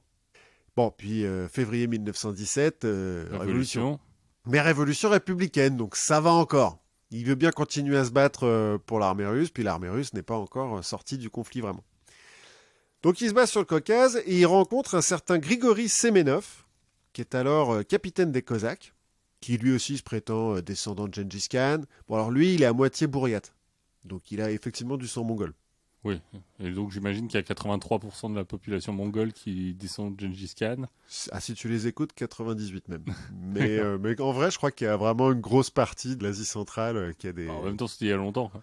Ouais, c'est vrai. Non, mais il semblerait que l'armée de Gengis Khan a un petit peu violé tout le monde au passage. Et que... La notion de consentement a évolué. Ça doit être et ça. je te propose que sur Gengis Khan, on sépare l'homme de l'artiste. C'est vrai. Toujours est-il... Alors, on fait pas l'apologie du viol. Hein. Enfin, Non, du tout. On plaisante avec ça, mais il faut pas plaisanter. Non, il peut pas plaisanter avec ça. Semenov, selon le colonel Wrangel, qui est donc le supérieur de Semenov et de von Ungern, c'est le prototype du militaire d'une valeur inestimable en temps de guerre et impossible en temps de paix. Oui. C'est une grosse brute. Semenov, tu vois, le même Wrangel, il va dire d'Ungern, c'est un guerrier dans l'âme qui ne vit que pour la guerre, mais qui ne connaît rien au règlement, fait fi de la discipline et ignore les éléments de la bienséance. Ils s'entendent très bien, donc, Semenov et von Ungern. Et en avril 1917, on va les envoyer former une unité de chrétiens assyriens, alors qu'il n'a rien à voir avec les Assyriens poteaux de chair et tout ça. Hein. Exactement. C'est des chrétiens nestoriens, en fait, qui sont à la frontière entre la Turquie, la Syrie et l'Iran, quoi. Et on va en faire des bouddhistes. Non, alors en fait, il se trouve qu'ils sont en train de se faire génocider par les Turcs, les Assyriens, un peu comme les Arméniens. Les Turcs qui génocident. Ah bon. Paraît-il. Et donc, il faut qu'ils se défendent. Et Semenov et Ungern, ils disent, attendez, nous, on va vous montrer comment on va faire pour se défendre. Donc, ils les arment, ils les foutent sur des chevaux, et ils disent, voilà, allez, c'est comme ça qu'on se défend. Battez-vous, les gars, ça va être bien. Et comme ça marche, en fait, un peu, ils se disent, mais c'est vachement bien ça. Pourquoi on fait ça avec des Assyriens qu'on connaît pas? Pourquoi on fait pas ça avec les Bouriates, les Cosaques et les Mongols? Ça serait vachement mieux quand même. Il se trouve qu'ils ont il faut remonter cette idée-là dans la hiérarchie. La hiérarchie dit, écoutez, si vous voulez aller en Sibérie, ok. Hein. Nous, on est toujours preneurs. Hein. Pas de problème, allez-y les gars. Donc ils vont en Transbaïkalie pour former des bataillons de Bouriates et de Cosaques. Et puis là, on arrive en octobre 1917, nouvelle révolution. Et cette fois-ci, von Ungern, les bolcheviks, non. Moyen. Ouais. Ah, ça passe pas. Il aime pas du tout les bolcheviks. Bon, Semenov, il s'en fout un peu. Hein. Lui, tant qu'il peut se battre. Ouais, Semenov... justement, il va se battre un peu moins. Ah si, ils vont continuer à se battre. Bon, tu vas voir. Mais bon, en gros, pour Ungern, lui, il va écrire « Jamais ma famille n'a reçu d'ordre des classes laborieuses. Je considère scandaleux que les travailleurs sales, qui n'ont jamais eu leur propre domestique, puissent avoir leur mot à dire dans les décisions du vaste empire russe. » Le genre de mec qu'on aime bien. Ouais, voilà, un type un peu ouvert, quoi.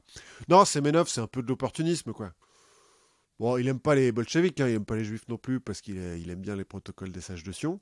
Mais j'ai failli faire mon sujet aujourd'hui sur les protocoles des sages de Sion. Eh ben, ça.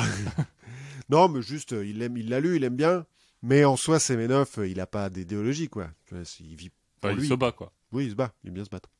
Bref, donc ils sont en Sibérie et l'armée blanche, notamment l'amiral Kolchak, qui est le chef des Russes blancs, des armées en tout cas des Russes blancs. Bon, ils les aiment pas trop, mais pas trop faire la fine bouche non plus. Donc, oui. Ok, très bien, vous êtes dans les armées blanches. Les ennemis de mes ennemis sont mes amis. Voilà, c'est un petit peu ça, quoi. Quand je dis que Semenov, il n'a pas vraiment d'idéologie. Le côté, on va recréer une grande Mongolie, ça parle à son sang bourriate, quoi.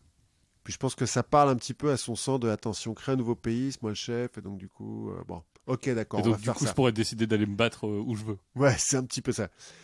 Donc, à la fois, Semenov, il est fait général quand même des armées blanches. Mm-hmm.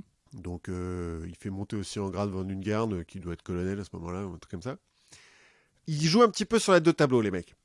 En gros, ils ont déjà un régiment de Cosaques, ils y ajoutent tout ce qu'ils trouvent, hein, les Bouriates, les Mongols, les Chinois, les Japonais, tous les gens qui croisent et qui savent monter à cheval, ils leur disent bon, vous voulez venir?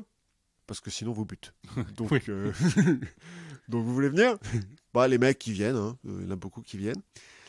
Ils vont installer des places fortes le long du transsibérien et des chemins de fer de l'Est chinois. Parce qu'en gros, dans ce coin, là-bas, à part en train, c'est difficile de se déplacer. On l'a vu avec Ou en voiture. de voiture. Ben, c'est surtout en train, surtout quand tu as une armée. Surtout quoi. que les voitures, au final, elles ont Ouais. roulé sur les rails du Transsibérien. Voilà. Bon, après, quand tu as une colonne de cavaliers cosaques, ouais, tu peux y aller à travers champs, mais le problème, c'est que trimballer les La vivres, logistique, la logistique, les canons, les munitions, etc. Donc, les chemins de fer et les gares, c'est hyper important.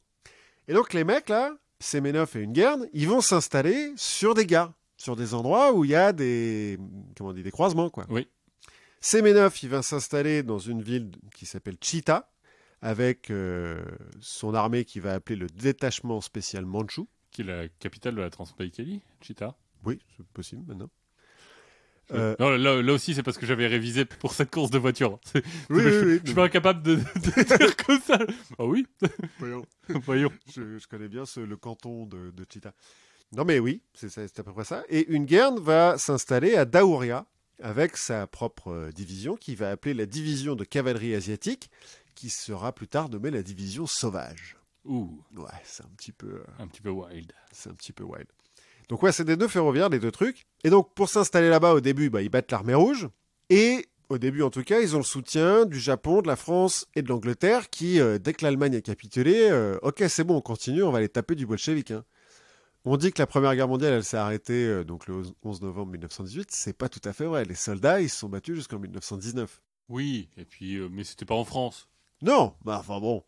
Ça Ils n'ont compte pas pas. été démobilisés, quoi. Ils ont été démobilisés en 1919 parce qu'ils ont fini par se mutiner. En disant, non mais attendez, nous on a signé pour défendre la France, là on est dans la mer morte, non. Oui, je peux comprendre. On s'en fout des bolcheviks qui se tapent dessus s'ils veulent. Hein. Donc au début ça se passe bien, ils ont viré les rouges, ils ont le soutien des autres et tout, ils ont leur place forte chacun sur leur nœud ferroviaire. Et puis en fait, quand il y a des trains qui passent, bah ils les arrêtent. C'est devenu un peu des pirates de la Sibérie, quoi. Mais comme ils sont pas très regardants, bah, ils arrêtent tous les trains qui passent. Les trains de leurs alliés, soutien, japonais, anglais, les trains chinois qui... bon, les Chinois, à ce moment-là, ils sont en pleine révolution, donc voilà. Mais aussi les trains qui sont censés ravitailler les armées de l'amiral Kolchak. Ah. Ouais, non, mais là, ils sont plus vraiment... Ils font la révolution chez eux et le reste, ils s'en foutent. Un petit peu. Bon, puis il faut voir aussi que Semenov, il s'est installé dans l'hôtel de luxe de la ville. Il fait des soirées tous les jours. Tantrique. Ouais, ça va être ça, avec des danseuses, avec de l'alcool, etc. Il est en train d'amasser une fortune dans des banques en Mandchourie et au Japon. Enfin, ça devient un chef mafieux, quoi, à ce moment-là, Oui. Semenov. Il est bien. Ungern, lui, c'est plus sérieux. Hein. Ungern, il est resté sur son côté, j'ai une mission, faut tout purifier par le feu. Donc, autant avant, ils respectaient pas le règlement, autant maintenant, si ces soldats ils respectent pas le règlement, ils les torturent, ils les tuent dans la rue. Le règlement, c'est lui, quoi. Le règlement, c'est lui. Ces officiers, quand ils respectent pas le règlement, il les fait grimper sur le toit des maisons et il les laisse là toute la nuit, en Sibérie. En Sibérie. Donc, tranquille. Il a un lieutenant, alors, son grade, c'est pas lieutenant, mais... Un assistant, un aide de camp. Un aide de camp, voilà, on va dire, qui est particulièrement sadique, paraît-il, qui est chargé de torturer les prisonniers, qui a récupéré, dans le tas des gens qu'ils ont récupéré, des maîtres de torture chinois. Donc, ça devient un petit peu la ville de la torture, d'Aouria, là. Il semblerait qu'aux abords de la ville, ça soit couvert de cadavres et de squelettes qui sont à moitié bouffés par les loups. Ça pose une ambiance. Ouais, c'est pas mal. Bon, alors après, c'est aussi parce qu'il y a une coutume mongole, enfin dans la coutume mongole, comme les Mongols sont bouddhistes et donc croient à la réincarnation, ils enterrent pas leur corps très profond. Parce qu'ils disent, on s'en fout, une fois que t'es mort, t'es réincarné, ton corps c'est plus qu'un sac de chair, quoi. Bon, puis ça doit être un peu dur de creuser le sol en Sibérie, en hiver, en Mongolie, en Sibérie. On en a parlé un peu la dernière fois. Voilà, donc il laisse traîner les corps. Ungern, il veut vivre comme un Mongol, donc il laisse traîner les corps, ce qui fait qu'il y a des loups partout. Enfin bon, c'est plutôt cool son corps. Des loups qui sont hyper habitués à manger du sang humain. Ouais, non, c'est qui bien. se transforment. Enfin, il fait des expérimentations. Tout va bien, tout va bien. Début 1919, Semenov va se proclamer ataman, c'est-à-dire le chef en cosaque. Hein. Oui. Et il commence à prendre ses distances avec les Blancs, parce qu'il sent que ça sent un petit peu le roussi, surtout pour les Blancs. En janvier 1901... Oui, parce que le roussi pour les rouges. Enfin, ouais. En janvier 1920, soutenu par les Japonais et du bout des lèvres par Kolchak, il va fonder l'État, la République de Chita, en fait, Oui. l'État de Okraïna orientale, donc en Transbaïkalie, dont il n'est pas le président, enfin pas le roi, mais c'est quand même lui l'ataman, donc c'est lui qui décide. Un État qui n'est pas complètement resté dans la mémoire collective française. Non, mais alors qu'il va pas rester pendant très très longtemps, hein, parce que donc, fondé en janvier 1901... 1901 1920. Oui. Ouais, Semenov, il va fuir en octobre. Donc ouais, pas un État qui va Oui. durer très très longtemps. Mais ils ont un drapeau et tout quand même. Ils ont un tu vois, drapeau, alors. ils ont frappé de la monnaie, j'imagine. Bon, ils en ont beaucoup volé aux autres en tout cas. Là, Semenov, c'est un petit peu genre le parrain qui a gagné, quoi. Il a son pays. Il a mis un fantoche, mais bon. En janvier 1920 toujours, Kolchak, donc l'amiral qui est à la tête des armées blanches, se fait arrêter par l'armée rouge. Et du coup, Semenov, non seulement il a gagné, il a son pays, mais ça devient le dernier général blanc. Et donc, tu as l'Occident et tous les Russes blancs qui font « Allez, Semenov, pourquoi toi? Mais bon, allez, ok, vas-y, sauve-nous !» Surtout depuis la Transbaïkalie. Ouais, mais bon, pourquoi pas? Il faut bien nous partir de quelque part, quoi. Donc, tous les espoirs des Russes blancs reposent sur les épaules de Semenov, qui va donc recommencer à se battre contre l'armée rouge. Pendant ce temps, Von Ungern, bon, déjà, il commence à s'ennuyer un petit peu à Douria, puis il sent que ça va pas aller. C'est pas les Blancs qui vont l'aider à tout purifier par le feu. Donc, il se dirige vers la Mandchourie pour se rapprocher un petit peu de son but, la Mongolie.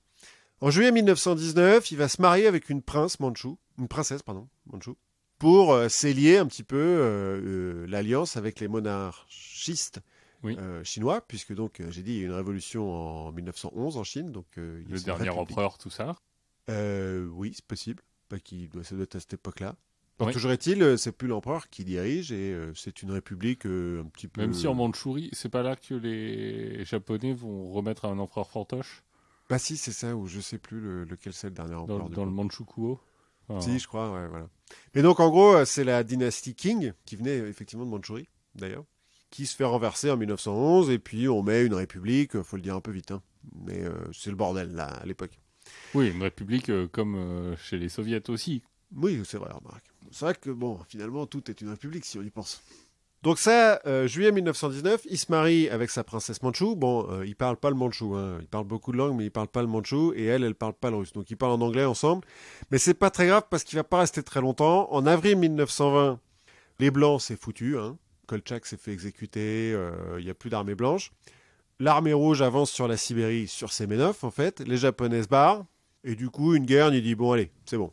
Fini tout ça, moi je vais en Mongolie, c'est toujours ce que j'ai voulu faire, donc je vais en Mongolie. Il abandonne Semenov et il se dirige vers la Mongolie. Semenov, donc, qui en octobre fuit vers Vladivostok, puis ensuite le Japon. Il va finir par se faire assassiner en 1945 parce que les bolcheviks qui sont un peu... revanchards. Voilà. Ils vont le poursuivre, il va faire le tour du monde, hein. Il va aller à New York et tout. Enfin non, remarque que Staline était plutôt pas rancunier. Ah non, très peu, très peu. C'est pas son genre d'envoyer des troupes d'assassins à la poursuite des mecs qui se sont barrés. Bah non. Non, c'est bien connu. Et puis sur le continent américain, t'es assez safe. Oui. Non mais il se fait assassiner au Japon, je crois. Bref, le baron Von Ungern, il est en Mongolie. Avec sa division sauvage, donc. Qui est devenue un petit peu une division de guérilla, quoi. Ils sont 2000, en gros. Et... en fait, il veut profiter du chaos qu'a provoqué la révolution russe pour libérer la Mongolie de la domination chinoise et russe. Parce que, en gros, la Mongolie, autant à l'époque de Gengis Khan, ça s'est bien passé, autant après, c'est pas fou, quoi. Oui, c'est pas... là aussi, dans les grandes puissances mondiales, aujourd'hui, la Mongolie est pas... Ouais, non, ça c'est du mal à rentrer dans le top 3. Ouais, voilà. Bon, mais donc, en 1911, là, quand il y a eu la révolution en Chine, il y a eu... la Mongolie a réussi à devenir un peu plus autonome et à placer sur le trône le Bogdo Gegen, qui est normalement le chef spirituel des bouddhistes mongols, et qui là est devenu Bogdo Khan donc Khan de Mongolie, chef de Mongolie, et Bouddha vivant, parce que Bogdo Gegen, c'est une réincarnation du Bouddha. D'accord. Et donc, c'est la le Mongolie. Dalai Lama local, quoi. Ben, alors, tu vas voir, parce qu'on va parler quand même un petit peu de la Mongolie. Donc, bon, 13e siècle, Gengis Khan, ok, super. Oui. Kubilai Khan devient empereur de Chine, fonde la dynastie des Yuan. Donc, la Mongolie fait plus ou moins partie de l'Empire chinois. Ok, ça va... Ou la Chine fait plus ou moins partie de l'Empire mongol. Suivant comment tu le regardes. Suivant comment on le voit, voilà. En 1368, la dynastie des Yuan, finie. Et en 1381, les Chinois, qui sont un petit peu revanchards, marchent sur Karakorum, qui est la capitale mongole à l'époque, et crament tout. Bon. Purifié par le feu. Voilà, on purifie par le feu, ça va. Du coup, ça met un peu le bordel en Mongolie jusqu'au XVe siècle. En XVe siècle, il y a un certain Dayan Khan qui va réussir à unifier et à pacifier la Mongolie et à bouter les Chinois hors de la Mongolie. Son petit-fils, Altan Khan, pour poursuivre l'unification, va se convertir au bouddhisme tibétain. Pour poursuivre l'unification et sceller une alliance avec les Tibétains, qui à l'époque font pas partie de l'Empire chinois. Toujours pas. Ça dépend à qui tu demandes. Ça dépend à qui tu demandes, mais enfin bon. Donc, il se convertit au bouddhisme tibétain, et parce qu'il est Khan, il va nommer l'évêque d'un monastère, qui est un peu le chef du Tibet à ce moment-là, mais il y a un roi qui sont en train d'enlever. Il va le nommer Dalai Lama. D'accord. Donc c'est un Mongol qui nomme le Dalai Lama. Le premier Dalai Lama. Parce qu'en fait, Dalai Lama, c'est du mongol. Dalai, ça veut dire océan en mongol. Parce que Dalai Lama, donc océan de sagesse. Au XVIIe siècle, le 5e Dalai Lama renvoie un petit peu l'ascenseur. Bon, parce que les Mongols l'ont un peu aidé à reprendre le pouvoir. C'est un peu le foutoir, hein, le Tibet aussi à l'époque. Donc, renvoi d'ascenseur. Le Dalai Lama nomme le fils du Khan de l'époque, Bogdo Gegen, donc Bouddha vivant, et chef spirituel des bouddhistes de Mongolie. Bon, sauf qu'à la fin... C'est dur à tenir comme titre Bouddha vivant. Wow, bah tu verras que ça va pas trop celui dont on parle à l'époque de Von Garde, ça va pas l'arrêter à faire grand-chose. Hein, mais... D'accord. Mais non, les Dalai Lama non plus. Hein. Oui, c'est quand même des... Parce que le Dalai Lama de maintenant, c'est un type sympa et tout. Moi, c'est la question que je me pose. Est-ce que c'est un type sympa parce que, de toute façon, il a plus d'esclaves et il a plus de pouvoir? Oui, voilà, parce que le Tibet, avant, c'est quand même une théocratie où les lamas, enfin les moines, ils ont tous les pouvoirs et le reste de la population bosse pour eux. Hein. Oui, c'est une théocratie esclavagiste. Ouais, c'est un peu vénère. Qui s'est arrêté, qui a changé de philosophie, finalement, quand les Chinois, quand ils ont plus le pouvoir. Ouais, plus ou moins. Bref, en tout cas, pour la Mongolie, la fin du XVIIe, ils tombent sous la coupe des Mandchous, donc de la dynastie Qing, des Chinois, et ils vont rester sous la coupe des Chinois jusqu'en 1911. 1911, révolution en Chine, les Mongols en profitent pour prendre un petit peu leur autonomie, ils sont aidés par les Russes, mais voilà, la Mongolie reste un petit peu entre les Russes et les Chinois. 1917, révolution russe, cette fois-ci, donc les Russes ont autre chose à foutre que de s'occuper de la Mongolie, les Chinois reviennent en 1919 en Mongolie et reprennent la capitale et enferment le Bogdo Gegen, donc le Bogdo Khan, dans son palais. D'accord. On le tue pas parce que c'est le Bouddha vivant, mais... Ouais, c'est le Bouddha vivant, tu peux pas le buter, quoi. Mais bon. Ah, puis il faut pas en faire un martyr, tu vois, tout ça. Donc il est enfermé. Bon, par contre, on va faire pas mal de propagande sur lui. Parce qu'en fait, le Bogdo Gegen, il est aveugle. Il n'est pas aveugle de naissance, hein, il est devenu aveugle. Selon les versions que j'ai lues, c'est soit parce qu'il a trop picolé, de l'alcool frelaté, je suppose, oui, soit à cause de la syphilis qu'il aurait chopé en faisant des orgies bisexuelles dans son palais. Il est curieux. Il est tantrique. Exactement. C'est le tantrisme, il faut faire attention quand même. Il faut un peu se nettoyer, mais sinon, voilà. Et donc, c'est là-dedans qu'arrive Von Ungern, notre noble allemand, blond comme les blés, hein, aux yeux bleus et tout, machin. Le 4 novembre 1920, avec sa division sauvage, il attaque Urga, la capitale de la Mongolie, Oulan-Bator aujourd'hui. Mais il attaque plein pot, hein. Pose pas de questions. Ils sont moins de 2000 parce qu'ils en ont perdu au passage. Il y a 12 000 Chinois en ville. Bon, ils se prennent une fessée hein, quand même, Von Ungern et sa division chinoise. Du coup, ils repartent en arrière, vers l'est de la Mongolie. Et là, Von Ungern, il se pose un petit peu des questions. Il fait comment ça, on a perdu d'habitude, moi je perds jamais. Il va se rallier avec les princes mongols du coin, qui vont lui filer d'autres cavaliers. Il va écrire au 13e Dalai Lama, donc celui d'avant, celui de maintenant, en lui disant, dis donc, ils sont déjà un peu en contact, hein, parce qu'il est bouddhiste et tout. Machin. Oui. Le 13e Dalai Lama va lui envoyer 700 cavaliers. D'accord. Ça remet un petit peu les troupes. Il va prendre contact avec les Japonais aussi en leur disant non, vous voulez pas me filer quelques mecs. Les Japonais vont dire comment ça, combattre des Chinois, pas question. Pas question, il lui envoie quelques mecs. Bon, les princes mongols, ça se passe bien aussi parce qu'ils font de la guérilla pendant tout ce truc-là. Ils continuent à se battre un petit peu. Et les Mongols, ils vont finir par le nommer Mahagala, c'est-à-dire dieu de la guerre. En fait, dans le bouddhisme tibétain, Mahagala, c'est une divinité qui n'a pas réussi à atteindre l'illumination, mais qui du coup s'est donné pour mission de combattre tout ce qui fait obstacle à la propagation du bouddhisme. D'accord. C'est le Donc, bras armé du bouddhisme. Voilà, c'est ça. Donc il devient le dieu de la guerre des bouddhistes de Mongolie. Tranquille. Ce qui fait qu'en janvier 1921, il a de nouveau 1300 hommes. Et il retourne à Urga.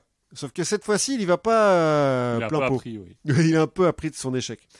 Donc il va commencer par installer ses troupes sur les hauteurs de la ville. En fait, Urga, c'est un peu dans une cuvette. Il y a des collines et des montagnes tout autour. Il installe ses troupes tout autour et il leur fait allumer plein de feux de camp. Comme ça, les Chinois à l'intérieur ont l'impression qu'il y a une armée Ils sont nombreux. beaucoup plus grosse que ce qu'il y en a vraiment. Et puis, il attend quelques jours. Il les laisse mariner.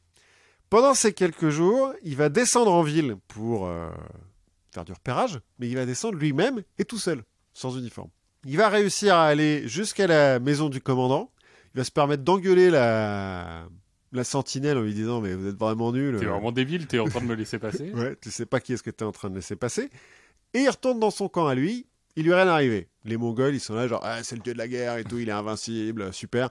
Et du coup, les autres, les Cosaques, les Tibétains, les Japonais commencent à se sentir un petit peu chaud aussi. Ils se disent oh putain, mais en fait le mec à notre tête, Il est fort, hein. C'est peut-être pas le dieu de la guerre en vrai parce que nous on en a d'autres, mais il a une tête de ouf, il a une cicatrice sur le front et tout machin, mais il est couillu quoi.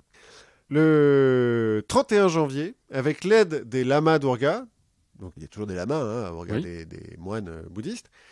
En fait, il va déguiser une partie de ses meilleurs officiers en lama, et avec l'aide des lamas d'Urga, ils vont faire évader le Bogdokan, au nez à la barbe des Chinois.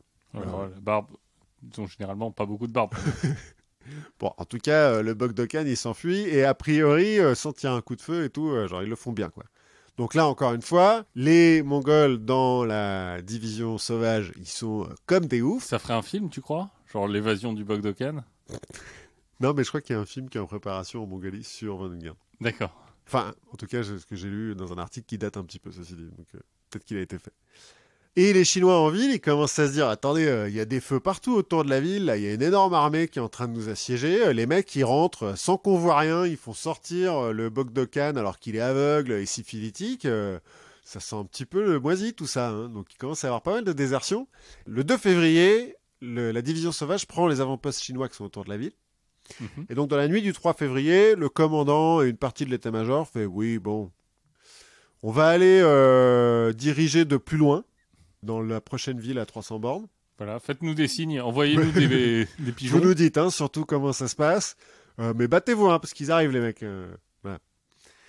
Bon, et puis le 4 février, assaut final. En fait, pour finir de galvaniser ses troupes, Van Ungern, il leur a dit, bon, on rentre en ville, pendant 3 jours, faites ce que vous voulez. Attention, dans 3 jours, c'est règlement, tout ça, hein. Mais pendant 3 jours, faites ce que vous voulez. Bon, bah, il y a 3 jours de pillage. De méditation. de méditation transcendantale et de sexe tantrique. Non, 3 jours de pillage, de pogrom, c'est un massacre. Il y a notamment des pogroms alors, qui sont organisés par les officiers cosaques, des pogroms anti-juifs et anti-communistes, et par les Mongols anti-chinois. En gros, il y a beaucoup de monde qui prend cher. Il y a beaucoup de monde qui prend cher, effectivement. Van Ungern, au milieu de tout ça, s'en fout un petit peu, fait un petit peu de justice expéditive. Il y a plein de mecs qui sont pendus au milieu des rues. Enfin, bon, c'est le foutoir. Mais 3 jours plus tard, on arrête. C'est fini, hop. C'est fini. Maintenant, on gère bien les choses. Bon, on continue à tuer les juifs parce que, voilà. Heureusement, il n'y en a pas beaucoup. Oui, je sais pas, sur Mongolie... Il y a quand même une communauté. D'accord. Mais bon. Enfin, il y avait. Non, il y en a pas mal qui arrivent à s'enfuir. D'accord. Quand même. Grâce à un Chinois, je crois. Mais bon, oui. Ils perdent 10% quand même, ou 15% de la communauté. Ouais, c'est quand même pas mal. Donc, au bout de 3 jours, on arrête. Et le 22 février, on va remettre le Bogdokan sur son trône. Parce qu'il n'y a pas de raison. Enfin, on va lui montrer où est son trône. Bah, on le remet, c'est-à-dire Oui. qu'on le porte jusqu'au trône et tout. Et puis le Bogdokan, il est content. Encore une fois, le Bogdokan, c'est pas un enfant de cœur. Hein. quand il est arrivé, il est arrivé au pouvoir enfant, puisque c'est une réincarnation, hein, c'est comme le Dalai Lama, on va chercher enfant et tout machin. Dès qu'il a été en âge, il a fait empoisonner la moitié des lamas qui étaient les conseillers de son prédécesseur. Enfin bon. Il y a un type, un certain Ferdinand Ossendowski, qui est un écrivain polonais qui était à l'époque en Mongolie et qui a vu en fait l'attaque sur Ourga et tout, qui parle de ces lamas comme des docteurs en médecine politique. D'accord. En gros, ils aiment bien le poison, quoi. Ouais. Bon, donc, mais en tout cas, le Bogdo-Khan est de nouveau sur le trône. En récompense, il va nommer Von Ungern Khan. Donc, il est dieu de la guerre et Khan de Mongolie. Tout va bien. À partir de maintenant, il s'habille avec un habit traditionnel mongol sur lequel il a mis des épaulettes de général russe et sa croix de Saint-Georges qu'il a gagnée au front pendant la Première Guerre mondiale. Et des bretzels pour rappeler qu'il est allemand. Non, mais il est blond aux yeux bleus, on peut pas se douter qu'il est... Bah, tu sais, russe. Ah, les Russes aussi, ouais, un petit peu. Ivan Drago, enfin bref. Ouais. Bah, il s'appelle Von Ungern. C'est le foutoir en ville. Entre la coutume de pas enterrer les morts, les mecs qui se font lyncher en pleine rue et tout, il y a des loups et des chiens sauvages partout. Ferdinand Ossendowski... Une certaine odeur. Oui, il paraît que ça pue, que c'est une horreur. Ferdinand Ossendowski, qui aime bien Von Ungern, lui va insister plus sur le fait qu'il va essayer de nettoyer la ville, qu'il va commencer à installer l'électricité et le téléphone en ville, ce qui est plutôt bien, oui. Pourquoi pas. Ossendowski, il va dire que c'est la première fois que les ruelles d'Ourga ont été balayées depuis Gengis Khan. Bon, comme la ville a été fondée en 1639, soit à peu près 400 ans après la mort de Gengis Khan... Oui, c'est un peu approximatif. Ben voilà. Bon. Oui, mais maintenant tu peux envoyer des SMS. C'est déjà bien, tu peux te téléphoner, c'est quand même mieux. Donc ça, on est en février, tout se passe bien, la Mongolie est libérée, a de nouveau un roi, Von Ungern il se sent plus... il se dit, c'est bon, là on va pouvoir faire mon but ultime, on va pouvoir tout purifier, ça va être cool. Sauf que, en Mongolie, il y a des gens qui sont pas très contents de revoir le Bogdo-Khan et ses médecins, ses docteurs en médecine politique, et puis qui ont une petite tendance communiste, qui vont s'allier du coup avec l'armée rouge russe, qui va rentrer en Mongolie. Von Ungern se dit, mais qu'à cela ne tienne, on va aller... Chouette, on va aller buter des bolcheviks. Il faut commencer par quelque chose, amenez-moi mon feu. Voilà, c'est ça. On va aller tuer des bolcheviks. Et donc il part d'Ourga pour aller à la rencontre des bolcheviks, de l'armée rouge. Sauf que l'armée rouge, ils sont vachement mieux équipés que lui, hein, parce que lui, il a pillé quelques canons aux Chinois, mais il a une dizaine de canons, et à part ça, des cavaliers. L'armée rouge, ils ont des trains blindés, des voitures blindées, des bateaux blindés... Ils ont des soldats bien équipés, bien entraînés, et puis surtout, ils ont plein de colonnes. C'est-à-dire que c'est pas une seule armée qui vient, quoi. C'est 4 ou 5 armées. Et puis ils peuvent faire des rotations. Voilà. Donc en fait, ce qu'ils vont faire, c'est qu'ils vont attirer une garde à un endroit, qui va aller se battre contre l'armée rouge et qui va plus ou moins gagner, pendant que le reste va reprendre Urga en juillet. Pardon. Oui, donc il est valeureux au combat, mais c'est pas un grand stratège. Non, c'est pas un très très très grand stratège. Il va quand même perdre une grosse bataille en juin, une guerre, dans le nord de la Mongolie. Ce qui fait que, il a perdu une partie de sa division sauvage. Il se dit, c'est un peu c'est pas terrible là. Du coup, il faut trouver un autre moyen de se battre. Il retourne en Transbaïkalie, histoire de couper l'armée rouge par l'arrière. Oui, prendre leur base arrière. Voilà.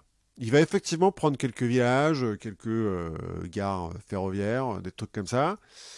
Et puis il va se rendre compte que c'est un peu con, en fait, comme idée, parce que donc l'armée rouge, elle vient de tous les côtés à la fois, et puis que lui, il a 600 cavaliers, donc bon... Oui, et qu'il est au milieu de la Sibérie. Et qu'il est au milieu de la Sibérie, alors en plein été, ceci dit, mais bon... Oui, voilà, il n'y a plus de neige avec des moustiques. C'est ça. Enfin, 600 cavaliers, même plus, enfin, ils sont à quelques centaines, hein, là, les mecs. Et du coup, grande idée, il se dit, bon, faut que j'aille vers le Tibet, au moins au Tibet, il m'aime bien... Je vais demander au Dalai Lama qui me refile des cavaliers, ça va bien se passer. Sauf que pour passer de la Mongolie au Tibet... Il faut traverser la Chine. Non, faut traverser le désert de Gobi. Au mois d'août, c'est pas une super idée. Surtout quand t'as une cavalerie de Cosaques. Les Cosaques qui vivent en Sibérie à la base. Oui. Donc bon, il se dirige quand même vers le Tibet, donc le désert de Gobi. Ses officiers commencent à trouver que non, c'est vraiment trop con. On va faire le grand tour, on va passer par l'Afghanistan. Non, ils se disent non, ça le fait pas. Donc une nuit, ils essayent de l'assassiner. Ils y arrivent pas. Ils arrivent à s'enfuir à cheval. Du coup, ils se barrent. Ces officiers, c'est tous des Cosaques, ces officiers, parce que pour qu'ils puissent se parler quand même mieux, puisqu'ils parlent pas mongol quand même. Les officiers se barrent. Lui, il fait un tour, revient à son camp. Ses officiers sont plus là, donc il se remet sous sa tente, puis il finit la nuit. Au matin, les Mongols se réveillent, les cavaliers mongols se réveillent, disent ils sont où les officiers? Comprennent que les officiers ont compris que c'était con de traverser le désert de Gobi. Du coup, ils vont trouver une garde dans sa tente. Une garde qui dit si, c'est pas grave, on continue, on va au Tibet. Les Mongols qui font non, on fait pas ça. Donc ils l'attachent.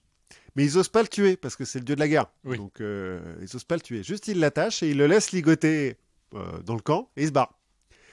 Quelques heures plus tard, alors, est-ce que c'est par hasard ou est-ce que c'est quelqu'un qui leur a dit? Toujours est-il, quelques heures plus tard, une patrouille de l'armée rouge arrive, arrête Van Ungern, enfin, trouve Van Ungern, et il aurait pu s'échapper en disant non, mais moi, j'ai été attaqué par des bandits. Comment ça, Van Ungern? Je vois pas. Enfin, je suis pas sûr qu'il avait sa carte d'identité. Non. Et puis cela dit, il est blond avec une cicatrice sur le front. Oui, mais bon, il y a des Russes un peu partout.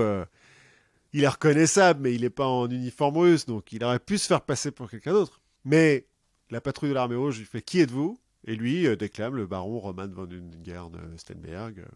Donc il l'arrête, le ramène à Vladivostok, le juge. Bon, on se doute un petit peu de la fin du jugement. Hein. Oui. Le juge va quand même lui demander mais pourquoi vous détestez autant les communistes? Et lui, il va répondre parce que l'international a été créé à Babylone il y a 3000 ans. Ça fait 3000 ans que je me bats contre elle. On va le fusiller. Donc, pour être sûr, il est fusillé le 15 septembre 1921. Bon, en Mongolie, ça reste un héros national. Hein. D'accord. Parce que quand même le mec qui a un peu libéré la capitale, bon pendant 4 mois, mais qui a libéré la capitale. Qui a été dieu de la guerre quand même. Et qui a été dieu de la guerre, donc pas mal. Pour l'extrême droite, c'est aussi un petit peu un héros, parce que bon, bah voilà, hyper antisémite, blond aux yeux bleus. Il se bat contre les communistes. On se bat contre les communistes, on va purifier par le feu. Mais en fait, en vrai, est-ce que c'est pas seulement un peu un psychopathe? Il y a un de ces officiers qui dit il avait une intelligence supérieure et des connaissances étendues. Il n'avait aucun sujet sur lesquels il ne put donner un avis judicieux. Bon, c'était un de ces officiers, voilà. Oui. C'est sous-officier donc. Le colonel Wrangler, dont j'ai parlé au début, lui dit de Van Ungern un esprit original et perspicace et en même temps un manque étonnant de culture et un horizon borné à l'extrême. Je pense qu'on est tombé sur un type qui est un peu psychopathe et un peu fanatique, qui nous a prouvé que n'importe quelle religion peut servir de prétexte pour buter des mecs, même le bouddhisme, il n'y a pas de raison. Il y a encore des bouddhistes qui sont très agressifs. Il y a encore des bouddhistes qui sont très agressifs, mais enfin là, il était prêt à lancer une croisade et tout. Enfin... Allez voir les crimes de guerre du Sri Lanka. Oui, c'est pas faux. Qui est quand même un pays où... Enfin, c'est pas une théocratie, mais... Mais pas loin. Le président doit être bouddhiste, c'est dans la Constitution. Hein. Donc, voilà, c'est un type qui a vécu pour son idéal, quoi. Et c'est bien d'avoir un idéal. Purifié par le feu. Exactement. Si on continue à parler d'idéal et de purifier par le feu, moi je te propose de s'amuser un peu avec le Ku Klux Klan. Alors, juste disclaimer, hein, c'est pas du tout parce que on est sympathisant de ce qu'ils disent, mais que au contraire, moi je me suis dit pour aborder ce thème-là, autant y aller à fond parce qu'ils sont tellement ridicules et pathétiques qu'on peut se moquer. Oui, et alors là, tu vois, autant je préfère ne pas me moquer des gens faibles en général, autant le Ku Klux Klan, ça va. Et donc, je te propose de participer à un petit jeu. Alors, j'ai trouvé un format... je me suis creusé la tête pour trouver un format original qui n'existe nulle part. Donc, on va jouer à Ku Klux Klan, Donjons et Dragons, ou les deux. Effectivement, tout à fait original. Tout à fait original. On n'aura aucun problème de plagiat. Donc, je vais te donner des noms, et à toi de me dire si c'est le Ku Klux Klan, Donjons et Dragons, ou les deux. Ok. Alors, on va commencer facile. Le mage impérial. Ku Klux Klan. Ku Klux Klan, oui. Le mage impérial, c'est le leader du clan. Ah ouais. C'est le grand chef. Ah ok, d'accord. Mage impérial. Et tout le monde sait comment il s'appelle et tout ou... Oui. Alors, je suis plus sûr qu'il y en ait un en ce moment, parce qu'en plus, le clan est en perte de vitesse complètement. Enfin, il y a des histoires sordides. Moi, j'ai des souvenirs du mage impérial qui habitait, genre, pas chez ses parents, mais presque... dans le cave de ses parents. Non, mais dans un taudis. Enfin, c'était juste pathétique. Mais donc, le mage impérial, c'est le leader du clan. Ok. Un djinn. Écrit comment? Parce que... D-J-I-2-N. Donjons et Dragons. Donjons et Dragons. Un génie. Alors, Ku Klux Klan. Ku Klux Klan, puisque le djinn est... Ouais, parce que Jin, c'est un génie en soi. Exactement. Mais puisque les 10 génies, c'est les conseillers du dragon impérial. Ah Du mage impérial. 10 génies, bah pourquoi pas. Voilà. Il y a bien des mecs qui sont immortels. Les furies. Les furies. Les deux. Les furies, les deux. Les furies, les deux. Alors, en trichant un peu, hein, parce que moi, ce que j'ai trouvé dans Donjons et Dragons, c'est que t'as les furies de la mer, qui sont une sorte de sirène. Oui, si, ouais. Les furies. Et les furies, c'est aussi les assistants du grand titan. Le grand titan. Oui, alors, le grand titan, pour faire simple, le clan en entier, c'est ce qu'ils appellent l'Empire. Et donc, c'est le mage impérial D'accord. qui est à la tête. Ensuite, ce mage impérial, il règne sur des... En gros, on va partager sur l'Empire en plusieurs territoires, qui sont du coup gérés par un dragon impérial. Logique. Et au sein de ces territoires, on va avoir des domaines qui seront gérés par un titan impérial. Un grand titan. D'accord. Voilà. Donc, les deux. Un roublard. Donjons et Dragons. Donjons et Dragons. Un roublard, c'est une classe de personnage de Donjons et Dragons. Mais un rustre. Il doit y avoir des rustres dans Donjons et Dragons, c'est l'Heroic Fantasy. Alors, Les deux. non, Ku Klux Klan. Ah. Un rustre en anglais, un Yahoo, comme le moteur de recherche.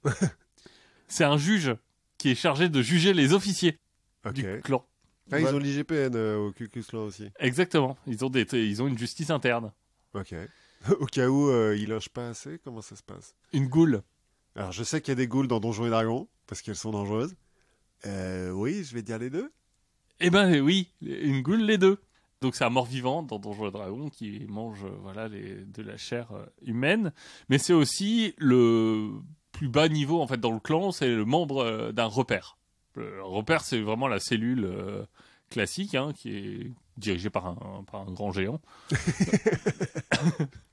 Qui est en dessous du grand titan, qui est en dessous du grand dragon, qui est en dessous du mage impérial. Voilà. Donc quand tu rentres au Ku Klux Klan, t'es une goule. Oui, alors là, je vais préciser que j'utilise les termes, le vocabulaire du clan original. Ouais, parce qu'il y a trois époques du clan. L'époque originale, après, en fait, ils vont prendre des mots un peu plus modernes, mais ils vont mettre des KL à la place. Tu vois, quand on veut que tu viennes, on t'envoie une convocation. Voilà, ils font plein de jeux de mots comme ça. C'est débile. C'est débile différemment. Un centaure, tiens. Ah, je sais pas s'il y a des centaures dans Donjons et Dragons. Eh ben si, Ouais. il y a des centaures dans Donjons et Dragons. Et Mais il y a aussi des centaures dans le clan. Il y a aussi des centaures, c'est les juges. C'est les juges qui sont pas chargés des officiers, qui sont plutôt chargés de juger les ghouls. Logique. Les ghouls sont jugés par des centaures. Ben ouais, c'est logique. Les phénix. Les deux? Non, il y en a que dans Donjons et Dragons. Ah merde. J'ai mis des pièges et tout. Ouais, parce que je l'aurais bien vu, tu vois, Phoenix. Les gobelins. Alors, il y en a dans Donjons et Dragons, des gobelins, je crois. Oui. Mais est-ce qu'il y en a dans le clan? Ouais, sûrement. Eh ben oui. Bah oui, un gobelin, c'est l'assistant du grand géant. Le grand géant est assisté d'un conseil de gobelins. Normal. Logique. Les hydres. Les deux? Les deux, puisque en plus d'être la créature à multiples têtes, les hydres, ce sont les 8 assistants d'un grand dragon. La tarasque. Ku Klux Klan. Non, Donjons et Dragons. La tarasque, c'est le dragon légendaire, c'est la bête la plus puissante que tu peux y trouver. Et je crois que c'était un bouclier, ouais, tu vois. Non. Et on va finir par la terreur. Terreur, on a partout. Révolution française. Non, alors là, j'ai un peu triché. Je suis parti sur la deuxième époque du clan. Mais donc, la terreur, c'est un officier du clan qui travaille sous les ordres du Cyclope exalté. Attends, et t'as pas mis Cyclope exalté? Bah non, parce que Cyclope... mais je me suis dit, voilà, finissons par le Cyclope exalté. Bah écoute, t'as été pas mal. T'as été pas mauvais sur le clan. Je connais bien bon Donjons et Dragons, quoi. Exactement. Donc voilà, il n'y a pas de lien. Hein. Enfin, en tout cas, pas que je connaisse. Entre Donjons et Dragons et le Ku Klux Klan, non, voilà, a priori. Non, le Donjons et Dragons, c'est une centaine d'années après ce qu'on raconte. Hein, tu sais. Mais voilà, je trouvais ça assez rigolo, leurs idées de grandeur qui deviennent complètement ridicules. Enfin, il y a les faucons de nuit, il y a tout ça. Je trouve que c'est assez drôle de devoir se donner des titres. C'est-à-dire que le mec qui a écrit tout ça, à la base, c'est un peu comme le type qui a écrit la scientologie, quoi. Il était fan de romans d'aventure ou... Peut-être bien. Je me suis pas encore penché sur Le fondateur. le fondateur, qui était à la base plutôt anti-catholique, quoi. Bah, c'est ça, hein, à la base, le clan, c'est pas tout de suite les Noirs, hein. À la base, c'est les cathos. À la base, c'est les catholiques, c'est Ouais, mais du coup, les cathos, à l'époque, c'est des Irlandais, je suppose, donc c'est presque comme des Noirs. Oui, Dans leurs yeux, je veux dire. ou des Italiens. Ouais, encore pire. Ils ont les cheveux noirs. Ou des... Ah non, les Allemands sont pas... Ouais, ils sont pas cathos, les Allemands. Ils sont pas cathos, Ils les sont Allemands. protégés. Enfin, sauf les bas-parents. Oui, mais bon, Bref. être parfait, quoi. Bref, comme on a un peu parlé de train tout à l'heure avec mes trains blindés, là, et mes Oui. mecs qui arraisonnent des trains comme si c'était des corsaires. Bon, ça n'a rien à voir, mais coïncidence, je suis tombé sur une petite anecdote sur l'heure des trains. Et donc, je me suis dit que ça allait faire un petit peu une continuité, quoi. Donc, on va parler de l'heure des trains. Tu restes sur tes rails, quoi. Oui, voilà, c'est ça. Je suis bien lancé sur mes rails. Il faut pas que je perde, tu vois, que je rate un embrayage ou un truc comme ça.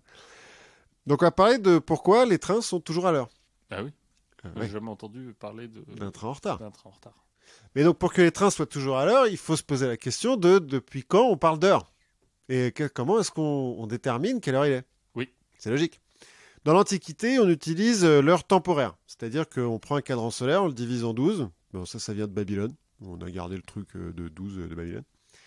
Et puis, à chaque fois que le bâton, l'ombre du bâton passe sur un des 12 quartiers, il se passe une heure. Mais donc, ça veut dire que ça, c'est une heure qui dépend de la saison. Oui. Par exemple, à Valence. Si t'es à Halifax. Voilà, j'ai pas Halifax. Mais Valence, parce que c'est sur le 45e parallèle, donc c'est un petit peu au milieu. Pendant le solstice d'été, une heure temporaire, elle dure 78 minutes pendant la journée. 78 minutes temporaires? Non, 78 minutes de maintenant, de nous. Et une heure de nuit dure 42 minutes. Donc ça, c'est au solstice, donc à l'extrême. On voit que, selon ce principe, le seul moment où une heure vaut une heure, c'est aux équinoxes. Oui. Et alors, quand t'es en Islande le 15 janvier... C'est long. C'est hyper dur. Ton heure, elle dure 3 minutes. Ouais. Donc, en fait, cette histoire d'équinoxe, les astronomes, dès l'Antiquité, s'en sont rendus compte et ont créé l'heure équinoxale. C'est-à-dire l'heure... Encore une fois, hein, on prend un cadran solaire, on divise en 12, mais sauf qu'on prend le temps seulement à l'heure au jour de l'équinoxe. Bon, après, par les calculs savants, la nuit avec les étoiles, tu peux retrouver l'heure équinoxale. Mais c'est donc que les astronomes qui utilisent cette heure-là, sinon tout le monde est à l'heure temporaire et tout va bien. Au Moyen-Âge, on utilise les heures canoniales. Parce que donc l'Église catholique a essaimé. Oui. Il y a des clochers un petit peu partout qui sonnent à chaque fois pour dire aux gens et aux moines notamment quand est-ce qu'il faut prier. Et donc la journée est divisée par l'heure des prières. Les vêpres, c'est ça, matine, laude ou laudesse, je sais pas, c'est l'aurore. Prime, tierce, sexte, c'est midi, ça donnera sieste. None, vêpres, donc le crépuscule, et compli. D'accord. La dernière. Bon, tout ça, c'est le curé qui fait sonner les cloches. Si ça t'intéresse, le clan a aussi des mots différents pour les heures de la journée, les jours de la semaine et les mois. Ils ont encore le calendrier révolutionnaire et tout. Incroyable. Le problème de ces trucs-là, donc, c'est le prêtre qui choisit que avant le XIVe siècle, il n'a pas d'horloge parce qu'on n'a pas inventé l'horloge. Oui. Donc, il a des cadrans solaires et vaguement des tables qui lui disent quelle heure il est. Mais, et puis il fait quand il veut. Il fait un peu quand il veut. Donc, l'heure, c'est selon, quoi. Midi, si. Midi, c'est toujours midi. Au moins, c'est facile que n'importe quel cadran solaire te donne midi. Donc, ça va. Mais à part ça, c'est un peu quand on veut. Mais dans le XIVe siècle, invention des horloges à poids. Donc, on se met à avoir une heure... Alors, qui est réglé sur le temps moyen, parce que les équinoxes, selon où t'es, il y a des problèmes de longitude après, puis il y a des problèmes de quand est-ce que tu sais vraiment que le soleil il est couché ou pas, tu vois, s'il y a une maison un petit peu haute ou quoi. Donc on se fait un temps moyen, on règle les horloges là-dessus, ce qui fait que on gagne en précision. Hein. En gros, à un quart d'heure près, on sait à peu près quelle heure il est. À l'endroit où on a réglé notre horloge. Grâce au temps qu'on a pu trouver grâce à un type qui a calculé l'heure équinoxale. Parce que, voilà, ça reste quand même toujours des calculs savants. Quoi.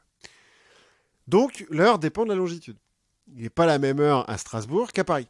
Oui. Il peut être la même minute, si les types ont de la chance, mais il n'est pas la même heure. Bon, ceci dit, avant la révolution industrielle et donc l'apparition des trains, les diligences et les bateaux, bah, ça arrive quand ça arrive, hein, donc on s'en fout un peu, quoi. D'avoir l'heure précise, on s'en fout un peu. Maintenant qu'on a des trains... Et puis on s'en fout que ce soit la même heure à Paris qu'à Strasbourg. Voilà. Il n'y a pas de communication rapide. C'est pas très grave. Sauf que 19e siècle, donc révolution industrielle, train, et là, ça commence à être un peu important de savoir déjà à quelle heure le train arrive, parce qu'il s'arrête pas très longtemps, et puis à quelle heure il va passer par tel embranchement, parce que ça serait con quand même qu'il y ait deux trains qui se rentrent dedans. Et puis c'est à peu près à la même époque que tu te mets à avoir la poste par le train et le télégraphe.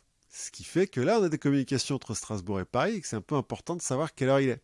Mais surtout pour les trains.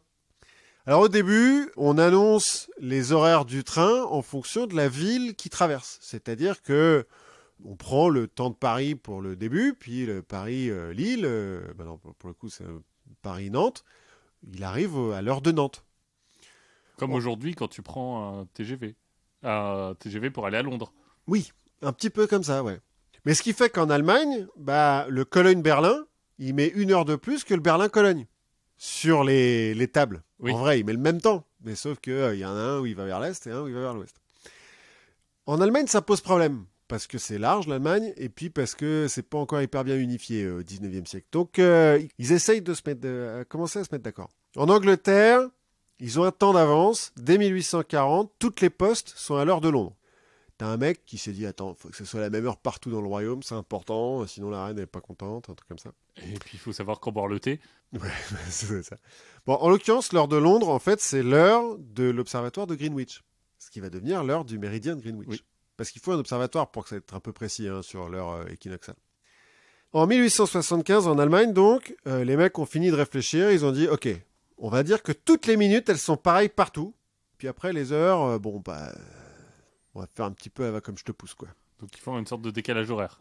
Un petit peu, ouais. Et ils vont d'ailleurs se rendre compte à ce moment-là que selon s'ils sont très à l'est ou très à l'ouest, et donc que l'heure officielle est en avance ou pas par rapport au jour, ça consomme plus ou moins de gaz. De cela que va venir l'heure d'été, l'heure d'hiver. Et en France, à partir de 1881, on utilise le télégraphe pour synchroniser toutes les villes à l'heure de Paris. Sauf que... Étonnant. Oui, en fait, comme... De toute façon, il faut choisir une heure. Déjà, il faut choisir une heure, mais surtout comme à l'époque, quand on le faisait avec l'heure de chaque ville traversée, pour parler du Paris-Nantes, de 13h30, on va dire, on prenait l'heure du terminus Paris. Comme toutes les lignes allaient à Paris, Paris, c'est quand même ce qu'il y a de plus simple. Oui. Mais comme on est français et qu'on est un petit peu... on a peur d'être en retard sur les trucs comme ça, on a peur que les gens soient en retard parce qu'ils n'ont pas l'habitude. C'est quand même un peu nouveau qu'il y ait des horloges sur les gares et tout, machin, les types savent pas trop. Dans les chemins de fer, on va décider que tous les trains seraient en retard de 5 minutes.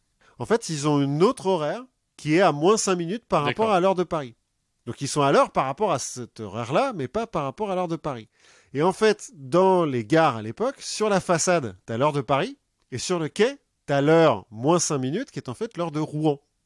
Tous les trains vont à l'heure de Rouen.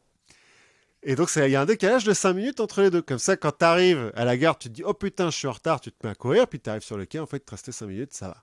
Pas con, hein, les mecs, quand même, hein. Ils pensent un petit peu aux gens qui ratent des trains. Pendant ce temps-là, aux États-Unis, c'est la même chose. Il y a des trains, c'est le foutoir, c'est vachement plus grand, les États-Unis. Donc c'est le bordel, ils essayent de mettre un petit peu, d'arranger tout ça. Et en 1869, un certain Charles Ferdinand Dowd, qui est révérend, et qui dirige une école pour filles, rien à voir avec les trains, mais il aime bien un petit peu que ça soit précis, les choses. Carré. Ouais, carré. Il va inventer les fuseaux horaires. D'accord. Comme ça. Bon, pas trop pourquoi c'est lui, mais c'est lui qui l'a fait. Donc il a décidé que tous les 15 degrés de longitude, on change d'heure, mais que la minute sera la même partout. Aux États-Unis, c'est hyper pratique pour les trains, donc c'est adopté hyper vite. Et en 1884, il y a la conférence internationale de Washington, où on cale les fuseaux horaires dans le monde entier, et on les cale sur le méridien de Greenwich. Les Français ont commencé par dire « Pourquoi on ne ferait pas sur le méridien de Paris ? C'est pas mal. » Qui doit pas être très... qui est pas très loin. Hein. Qui est pas très loin. Mais il y a quand même 1 heure de décalage. Maintenant. Mais à l'époque, en fait, il y a 9 minutes et 21 secondes. Enfin, même encore maintenant, entre l'heure de Paris et l'heure de Greenwich, il y a 9 minutes et 21 secondes. Donc au début, ils proposent Paris. Tout le monde leur dit non mais ça va, c'est bon.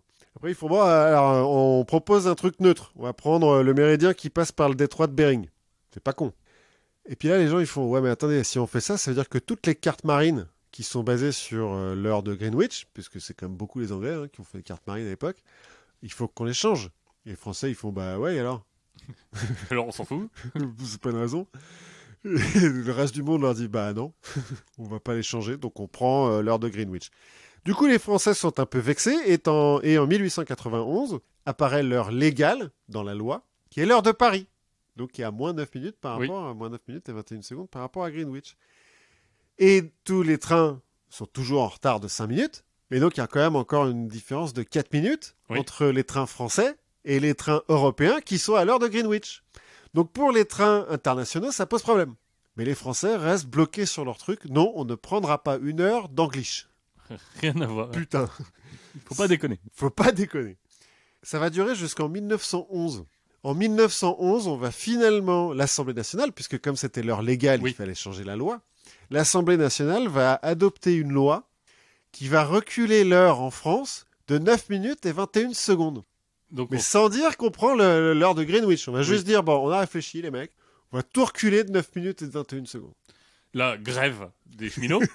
Non. Et là, c'est le moment où les trains, eux, vont ne reculer que de 4 minutes. Donc en fait, maintenant, tous les trains sont en avance de 21 secondes. D'accord. À partir de 1911. Bon, puis comme ça fout le problème. Là, grève des cheminots, parce que l'avance de 21 secondes, c'est pas possible. Donc la SNCF va dire, bon, bah, on compte plus les secondes. Ça va comme ça? Ok, c'est bon, chef. On compte plus les secondes, c'est bien. Et bien donc, il a fallu attendre 1911, et dans la loi, il n'y a pas marqué méridien de Greenwich. L'heure en France n'est pas calée sur le méridien de Greenwich, elle est calée sur le méridien de Paris, moins 9 minutes et 21 secondes. Jusqu'à ce qu'on adopte des trucs un petit peu plus scientifiques dans les années 70, mais voilà. Et donc c'est pour ça que les trains ne sont jamais en retard, puisqu'ils sont en avance de 21 secondes. Oui. Et puis de toute façon, avec l'heure équinoxiale, en fait, ils sont toujours à l'heure quelque part. Pas forcément à l'heure où ils sont, mais... Forcément. Mais ils sont là. Pour l'anecdote, l'heure hiver-été, là, ça a été créé en France en 1923. Ça a été enlevé en 1940 pendant la guerre. Ça a été remis en 1976 pour le choc pétrolier. Et parce qu'en France, on aime bien faire un peu chier, pendant la Révolution, donc en 1793, la Convention a proposé de passer un système décimal. En disant, ça fait chier 12 heures, 60 secondes et tout, on va être rationnel. Donc ils ont proposé des jours qui faisaient 10 heures, une heure qui faisait 100 minutes et une minute qui faisait 100 secondes. Bon, bah ça n'a pas marché. Bah, ça c'eût été pratique, cela dit. Ça aurait été vachement plus pratique, mais bon, personne n'écoute les Français aussi. Tu vois, pour se dire qu'est-ce que ça fait qu'un million de secondes. Ah ouais, ça aurait été quand même vachement plus pratique. Mais je te dis, personne n'écoute les Français. On a voulu prendre le méridien de Greenwich, alors que l'Observatoire de Paris, il faisait une heure très bien aussi. Bah, exactement. Bon, à 9 minutes et 21 secondes. Mais... à cause des Anglais, on perd 9 minutes de notre vie. Voilà, c'est ça. Saleté d'anglais. Et ben on a appris plein de trucs. On a appris énormément de choses. On a appris plein de trucs, c'était chouette. Moi, je voulais dire que j'avais appris plein de trucs aussi en écoutant un autre podcast qui s'appelle Touche à tous. Je voulais en parler parce que déjà parce qu'ils sont très sympas et que en plus il y a un épisode sur Vauban qui sera peut-être un peu éclairant dans la polémique actuelle. Ah oui. Où vous pourrez vous faire votre avis en tout cas. Pas bête, effectivement, j'avais pas fait le lien. Donc écoutez l'épisode sur Vauban de Touche à tous, continuez à écouter la confiture, à parler de la confiture, à noter la confiture, à étaler la confiture, à la répandre partout. Étaler le plus possible dans le plus de podcasts possible, la culture, ça s'étale sans problème, il y en aura pour tout le monde. Exactement. Et d'ici à la prochaine fois, amusez-vous bien, sans le Ku Klux Klan. Ne lâchez personne. Mais continuez à rire d'eux. Voilà. Et jouez à Donjons et Dragons. Aussi. À la prochaine fois. À la prochaine.